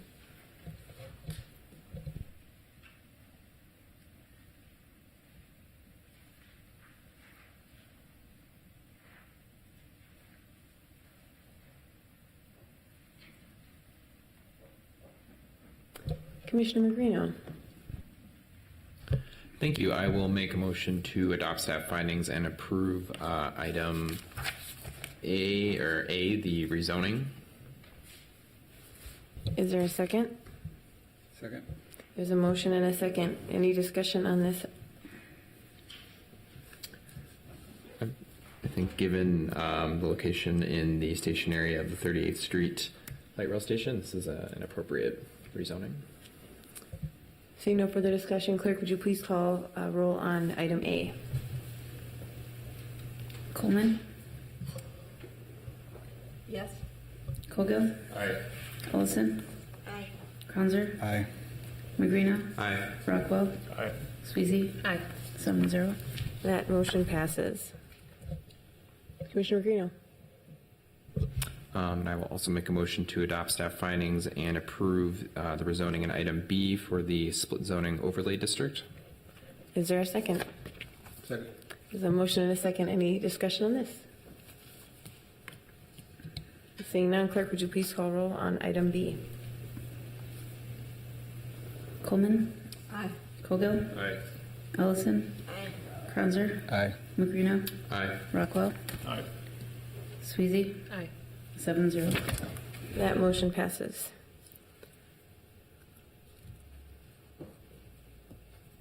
Commissioner Magrino. And I will make a motion to approve item C, the conditional use permit for height with the stated condition. Is there a second? Second. There's a motion and a second. Commissioner Kranzer. Yeah, I just want to reinforce that, this is within a 10-minute walk of the metro station, and if we can't build 4-story buildings on this type of street, I think this is just where they kind of belong. So I can support that motion. Seeing no further discussion, clerk, would you please call roll on item C? Coleman? Aye. Colgill? Aye. Ellison? Aye. Kranzer? Aye. Magrino? Aye. Rockwell? Aye. Sweezy? Aye. 7-0. That motion passes. Commissioner Magrino. And I will make a motion to adopt staff findings and approve item D, the variance to reduce the minimum parking requirement. Is there a second? Second. There's a motion and a second. Would anybody like to speak on this? Oh, Commissioner Coleman. I'm just not convinced by the staff findings that there are practical difficulties to this, and I think there is a great benefit to the retail marketing the retail with having the required non-residential parking. So I'll be voting no on this. Any other discussion? Seeing none, clerk, would you please call roll on item D?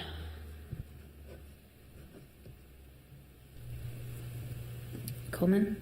No. Colgill? Aye. Ellison? No. Kranzer? Aye. Magrino? Aye. Rockwell? Aye. Sweezy? No. That is 4-3. That motion passes. Commissioner Magrino. And I will make a motion to approve item E, the variance to increase the maximum floor area ratio. Is there a second? Second. There's a motion and a second. Any discussion on item E? Commissioner Buchanan? Yeah, and I'll say I think that this is a building that is, pretty in character with what's already on the street. There's a four-story building across the street. It does step down. This project does step down to the house that's on the south side of the lot, and I don't think it's asking too much to increase the maximum floor area ratio a little bit. Any other discussion? Seeing none, clerk, would you please call the roll? Coleman. Aye. Cogill. Aye. Ellison. Aye. Kranzer. Aye. McGruno. Aye. Rockwell. Aye. Sweezy. Aye. 7-0.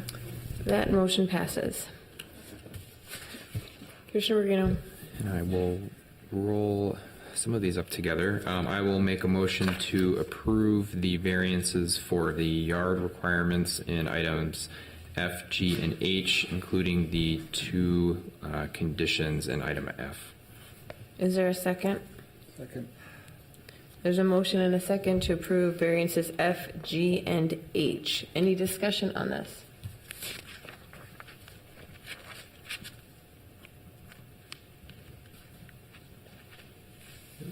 All right, seeing none, clerk, would you please call the roll? Coleman. Aye. Cogill. Aye. Ellison. Aye. Kranzer. Aye. McGruno. Aye. Rockwell. Aye. Sweezy. Aye. 7-0. Those variances pass. Commissioner Ruggiero? And I will make a motion to approve item I, the variance to increase the maximum lot coverage. Any second? There's a motion and a second. Any discussion on item I? Seeing none, clerk, would you please call the roll? Coleman. Aye. Cogill. Aye. Ellison. Aye. Kranzer. Aye. McGruno. Aye. Rockwell. Aye. Sweezy. Aye. 7-0. That motion passes. Commissioner Ruggiero? And I will make a motion to adopt staff findings and approve item J, the site plan review with the 4 stated conditions. Is there a second? There's a motion and a second for site plan review. Any discussion on this item? Seeing none, clerk, would you please call the roll? Coleman. Aye. Cogill. Aye. Ellison. Aye. Kranzer. Aye. McGruno. Aye. Rockwell. Aye. Sweezy. Aye. 7-0. The site plan review passes. Thank you for coming in and taking your time with us. Next up is item number 10, 1202 4th Street Southeast, 1206 4th Street Southeast, 1208, 1214 4th Street Southeast, and 316 12th Avenue.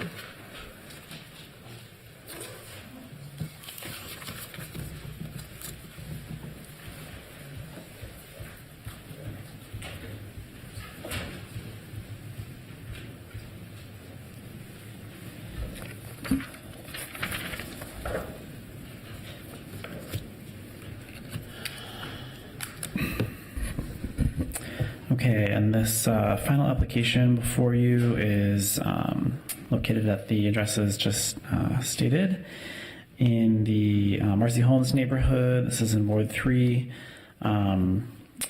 The proposed site is made up of 5 separate parcels that currently contain dwellings of a range of units, primarily currently marketed to student housing. The application is to demolish the existing housing on the site to construct a new 6-story, 114-unit residential building. The applicant is requesting a rezoning for all parcels to the OR3 district from the R5 currently on the site. There are several variances which I'll run through here. One is to reduce the minimum vehicle parking requirement from 137 spaces to 67 spaces. The project is located in the University Area Overlay District, which, as you know, does not allow for transit reduction in the same way that other parts of the city do when in proximity to high-frequency transit.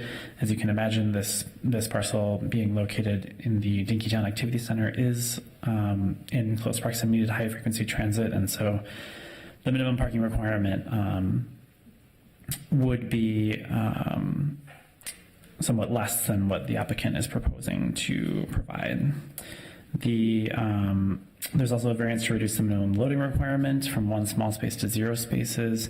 The applicant has indicated that the units in this building are intended to be rented furnished, and as a result, the loading requirement in the project would be somewhat reduced. It's also marketed towards students, which, as you can imagine, has a loading requirement that is highly concentrated onto particular days during the calendar year. And the applicant has indicated that they intend to manage the proposed underground parking garage to accommodate for those needs on those particular and limited days. I should note that all of the parking is proposed to be located in one level of underground enclosed parking. There are several variances to reduce yard requirements in the OR3. The variance along 4th Street Southeast is from 15 feet to 6 feet. I will note that because this project did go to committee of the whole, and we talked somewhat about some of these yard variances, that the applicant has made some changes from that time to increase that setback along 4th Street Southeast to allow for some additional buffering between the proposed walk-up units and principal residential entrance and the property line. So that was changed from the last time you saw the project. I'm going to pull up the site plan here. There's a variance to reduce the minimum corner side yard. That's along 12th Avenue from 15 feet to 2 feet. Variance to reduce the minimum rear yard along the south property line from 15 feet to 10 feet. I'll note that immediately to the south of this is a church and a surface parking lot on the south side of the property line. So there is quite a bit of space between this proposed project and any structure to the south. There's a variance to reduce the minimum interior yard along the east property line from 15 feet to 12 feet. And then a lot coverage variance to go from 70% to 80%. A variance was noticed for mechanical equipment in the required rear yard along the south property line. We're asking that that be returned because it's actually meeting the spacing requirements. And then, of course, the site plan review application. So, as I noted in my previous description, the project is proposing residential uses only.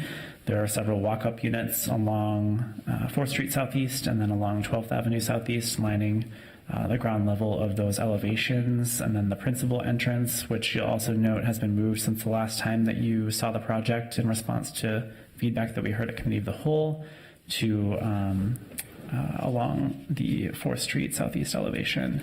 And then the building is pulled back somewhat from the corner, which was another change that was made to respond to concern about visibility towards the Hennepin County Public Library, which is located immediately to the east of the site.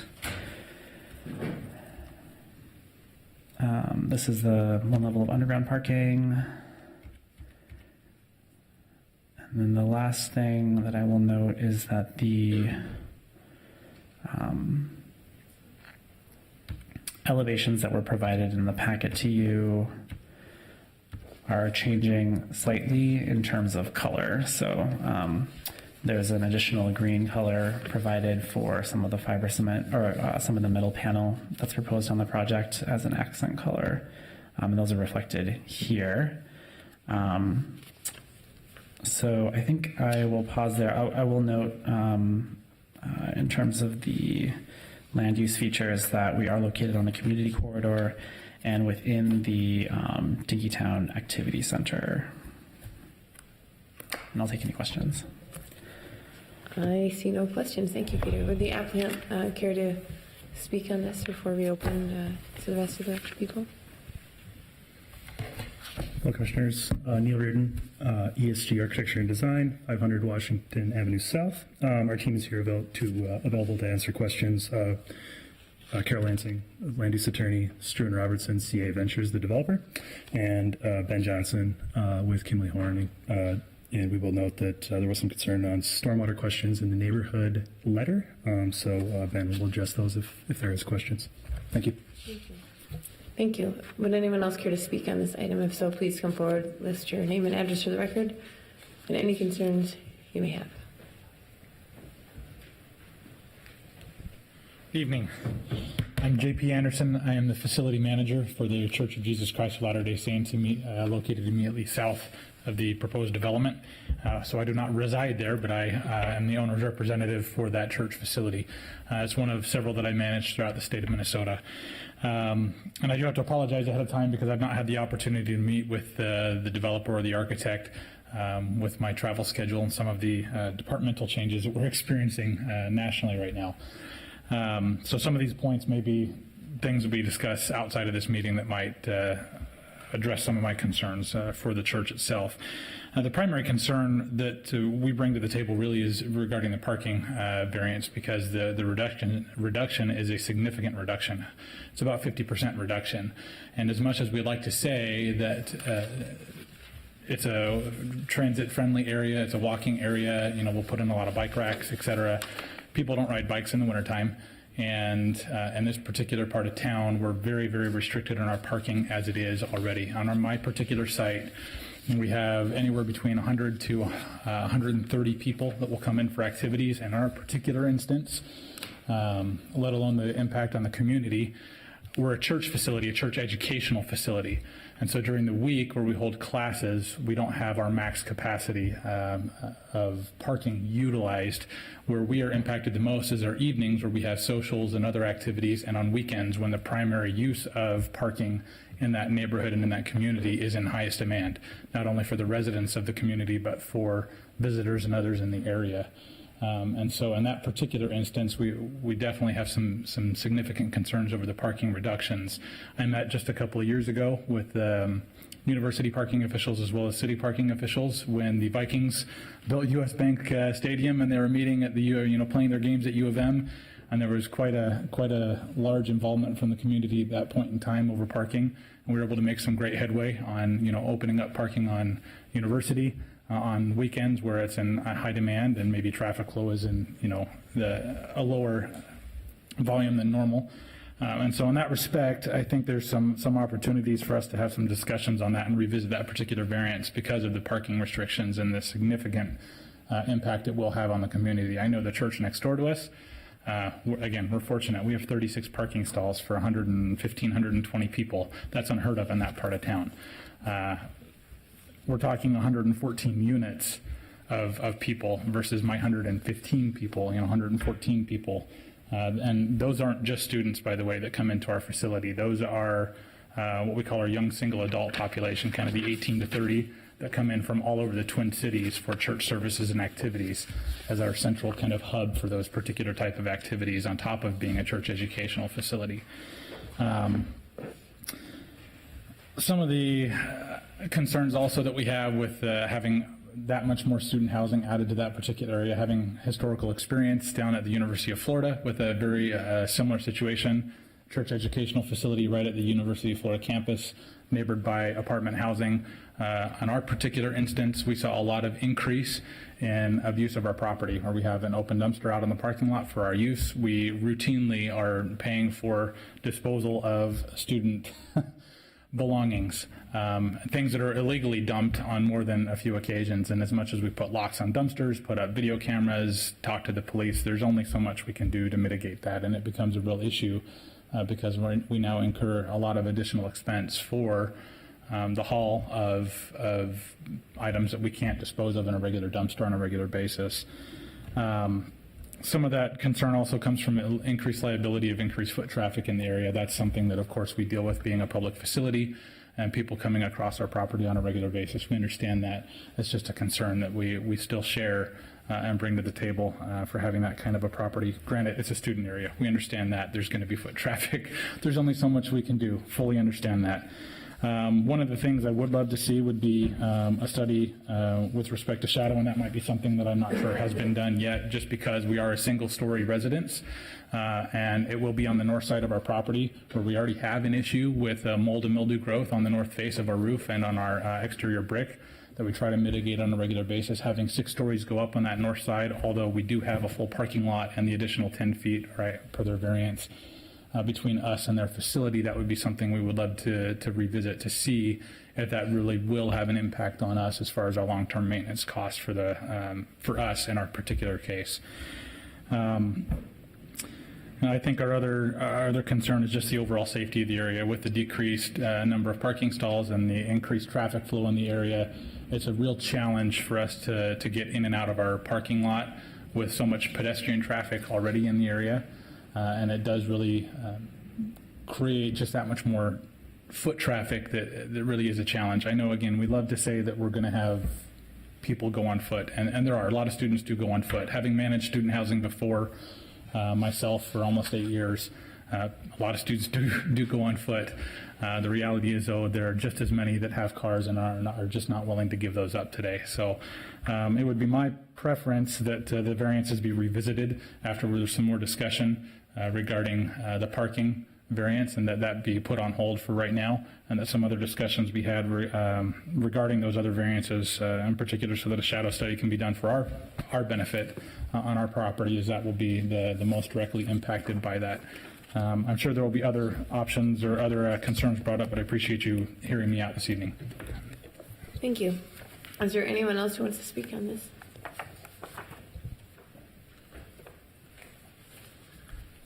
Good evening. My name is Doug Donnelly. I'm pastor of University Baptist Church. We're next door to our Friends of the Latter-day Saints, and I must say that we covet your parking lot. It's not a good thing to do, but it's the reality.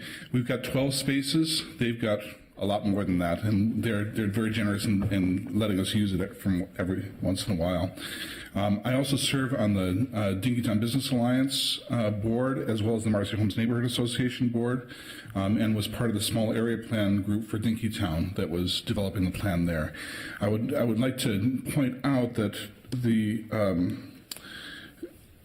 change in zoning from R5 to OR3 does not appear to fit within those the Marcy Homes Neighborhood Association Master Plan, nor the Dinkytown Small Area Plan. So I just want to point that out and have that be part of your consideration. With an OR5, it's supposed to be a mixed-use development with the ability to have retail on the ground floor. That is not in this proposal. It's a proposal that is a single use, and so I want to point that out as well, and ask that you reconsider that in terms of the zoning piece. Our biggest issue is the parking. Obviously, we're in the people business. We like people. We want people in the neighborhood. We want people next door to the church. That's just fine with us. Our problem is finding a way for our people to get to church and to be able to be there. We have a lot of people that do take public transportation, do take and walk to church. We've got a lot of people also who depend on cars. People that came to our church as students have moved away from the area. They come back to the church and can't find parking anymore. We've seen our membership decrease as a result of increased, I believe, development in the area. We've lost in the past 10 years. We've lost over 1,000 spaces of parking in the Dinkytown area. And there have been 9 new developments that have come in to bring in several thousand more residents into the area. So we've increased the residents and decreased the parking. This seems to be an exacerbation of that trend. We have found that people still do bring their cars, even if they're living in an apartment building that has parking underneath it. They don't want to pay the extra cost for that, and so they'll end up parking on the streets. And so it's been just increasingly difficult for people to find parking in the Dinkytown area. And so I would encourage you to to deny the variance on the parking. That's the most important issue. I do appreciate the developers' modifications that you've made. I especially like the fact that we were able to keep one of the bur oak trees there on Fourth, which is a beautiful historical piece, and also moving the main entrance from 12th onto Fourth. I think those are good improvements. Thank you for your time. I know it's late at night. Appreciate your time here. Thank you. Is there anyone else who wants to speak on this item? I have one note for our site. Normally we don't allow it. So unless someone asks a question that's relevant to it. Anybody have a question for him? No? Sorry. Legal and tax status. Oh. We can't report it, I guess, but we don't authorize overnight parking, so it affects us. So because of legal and tax implications. All right, so I'm going to close the public hearing on this. Closing the public hearing on this, is there, we have 10 applications before us right now. Would anybody care to start out with either? Commissioner Kranzer? Question for staff. My recollection of most of the on-street parking around here is metered. Is that true? Yes. Going like even towards downtown on 4th and University? Yeah, the on-street parking on 12th is metered. Most of the side streets leading onto 4th, there isn't street parking directly on 4th or University. Okay. And then what's the boundary of the Dinkytown Historic District? Or is there? It's kind of all over the place. I can't. It's not. The site is not within the historic district. There is a historic district. Yes. Okay, Yeah. I've been here too long. I can't remember exactly where it is. It's not.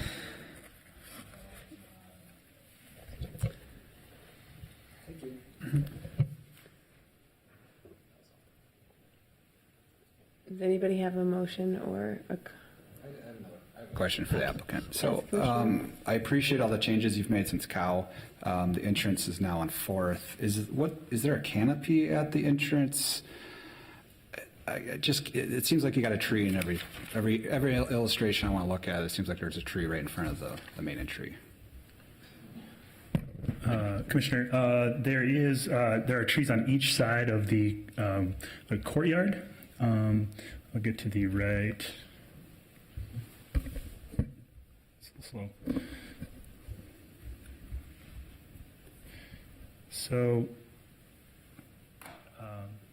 the trees have been removed on this for clarity of the elevation, but this is the main courtyard entry, and there is a slight canopy inside of the courtyard, and then there's trees along the boulevard in front of it. Does that answer your question? So where is the canopy?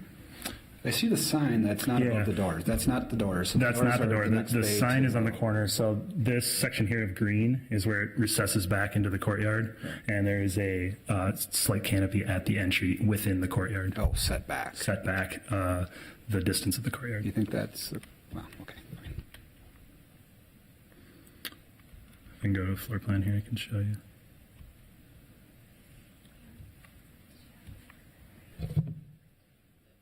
Yeah, so you can see in this view.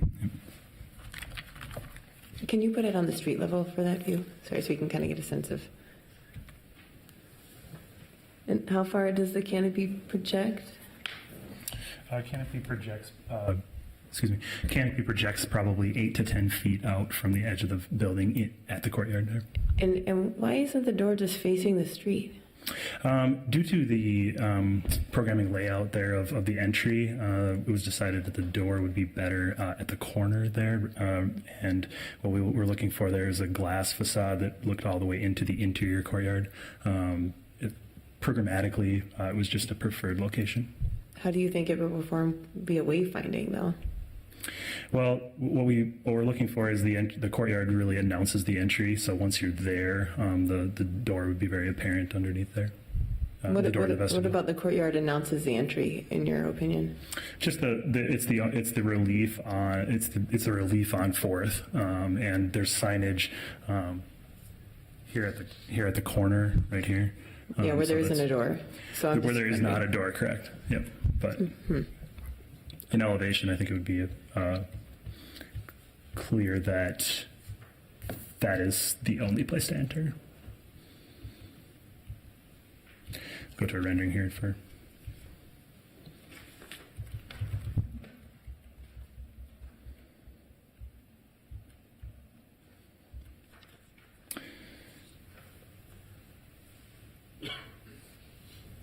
So perhaps you can see that rendering there.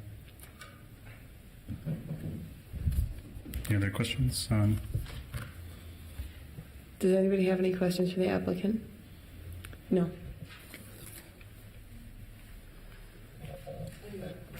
Yes, Commissioner Coleman. The applicant, you did do shadow studies, I assume? And I also assume that since you're north of the building, you're probably not shadowing them much? Yes, Commissioner, that's correct. We are north and west of the two church properties. And we are not shadowing those. The shadow study should be included in the land use application at I think one of the last pages. So happy to put that up here if you need me to. Okay. It's sheet A 5.1 in case you're wondering.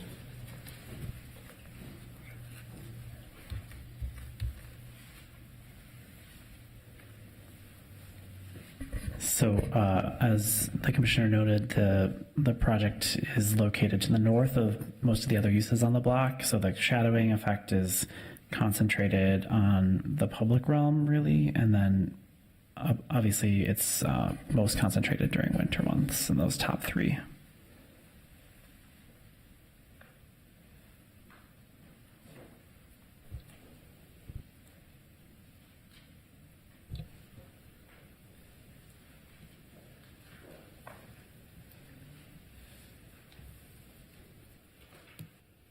Would anybody like to make a motion?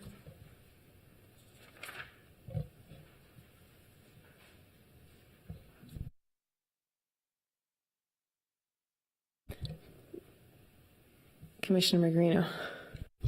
I will make a motion to approve item A, the rezoning. Is there a second? Second. There's a motion and a second for the rezoning application. Is there any comment? Seeing none, clerk, would you please call roll on A? Coleman. Approved. Cogill. Aye. Ellison. Aye. Kranzer. Aye. Magrino. Aye. Rockwell. Aye. Sweezy. Aye. 7-0. That motion passes. Commissioner Magrino. And I will move to approve the variances in items B and C for parking and loading. Is there a second? Second. It's a motion and a second. Commissioner Sweezy. Thank you. With respect to the parking variance, not the loading one, so I guess that's B. I have concerns similar to those that were raised about the last item with respect to the findings for the parking variance. When we look carefully at the practical difficulties here on this one, what's offered in the staff report is that most residents will not have cars and will walk or bike and utilize car services. I think that's the opinion of the applicant primarily. It might be true that most residents will not have cars. It might be true that many will not, or some won't, or whatever. But to me, that's not a unique circumstance to the property. It's a characteristic of the clientele that they expect to rent for it. So I'm not sure that's a practical difficulty. More concerning to me is the one that's offered after that, which is at the end, which is that if the property were located outside of the UA overlay, there wouldn't be a requirement for as many parking spaces.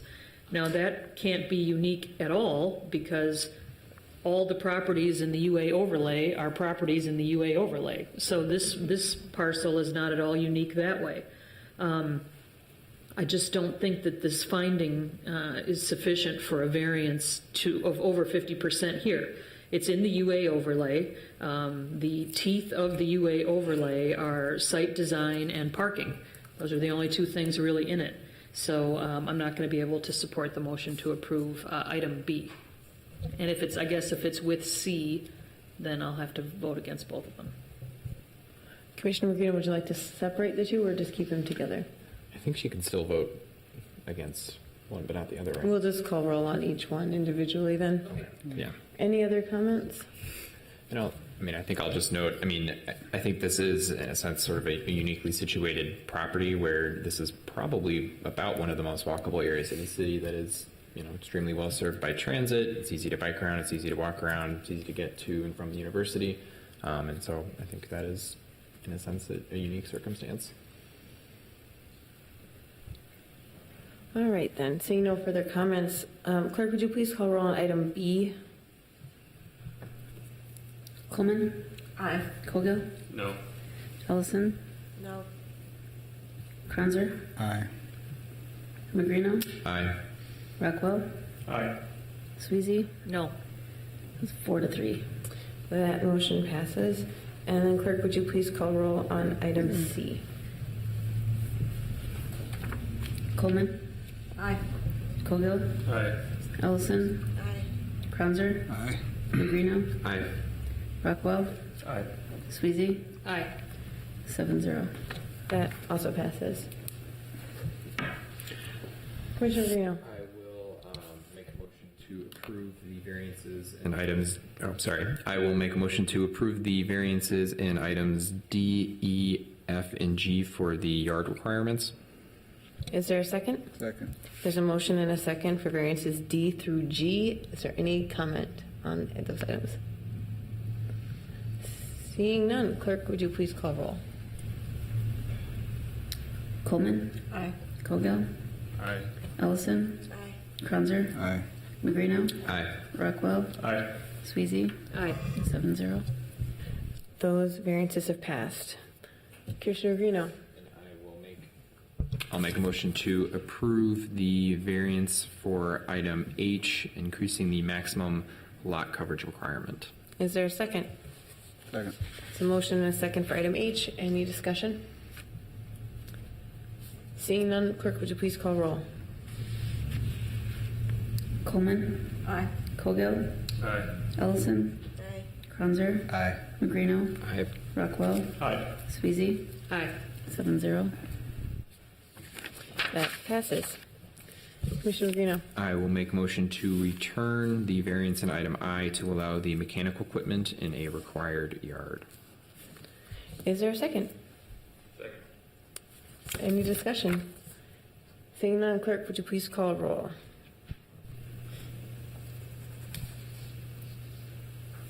Coleman? Aye. Colgill? Aye. Ellison? Aye. Kranzer? Aye. Magrino? Aye. Rockwell? Aye. Sweezy? Aye. 7-0.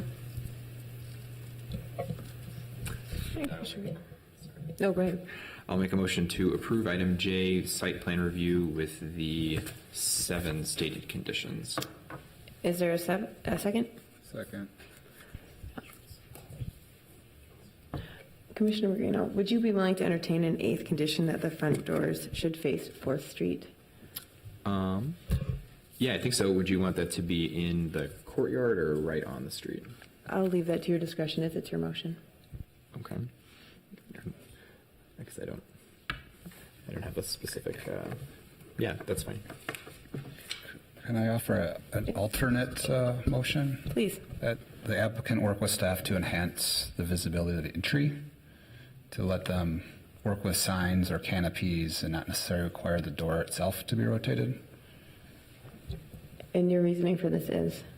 I think pragmatically have an enter to the, whatever way that is, the way it's designed, preserve the space behind that glass wall. Oh. Any other discussion? Do you accept that as an alternate motion? I guess can we write that out in a sentence before we Sure. add it as a condition? Commissioners, I wrote down the applicant shall work with staff to enhance the visibility of the main entry. Yeah, that sounds good. Yeah, I would accept that amendment. All right. Any other discussion on the site plan review? And I'll just say generally, thanks to the folks who came out today, and also thanks to the applicant. This did have some, fairly significant changes in between committee of the whole and this meeting, including moving the entrance to 4th Street. It's also great you're saving the big tree that's right there on the street. This is an area that has a lot of demand for housing, and I think this is great to kind of continue what we've been doing out of Dinkytown. And thanks for the project. Seeing no other comments, clerk, would you please call roll? Coleman. Aye. Vogel. Aye. Ellison. Aye. Cronzer. Aye. Magrino. Aye. Rockwell. Aye. Sweezy. Aye. 7-0. And that passes. And that concludes our Planning Commission meeting for December 3rd, 2018. And thus closes the public hearing.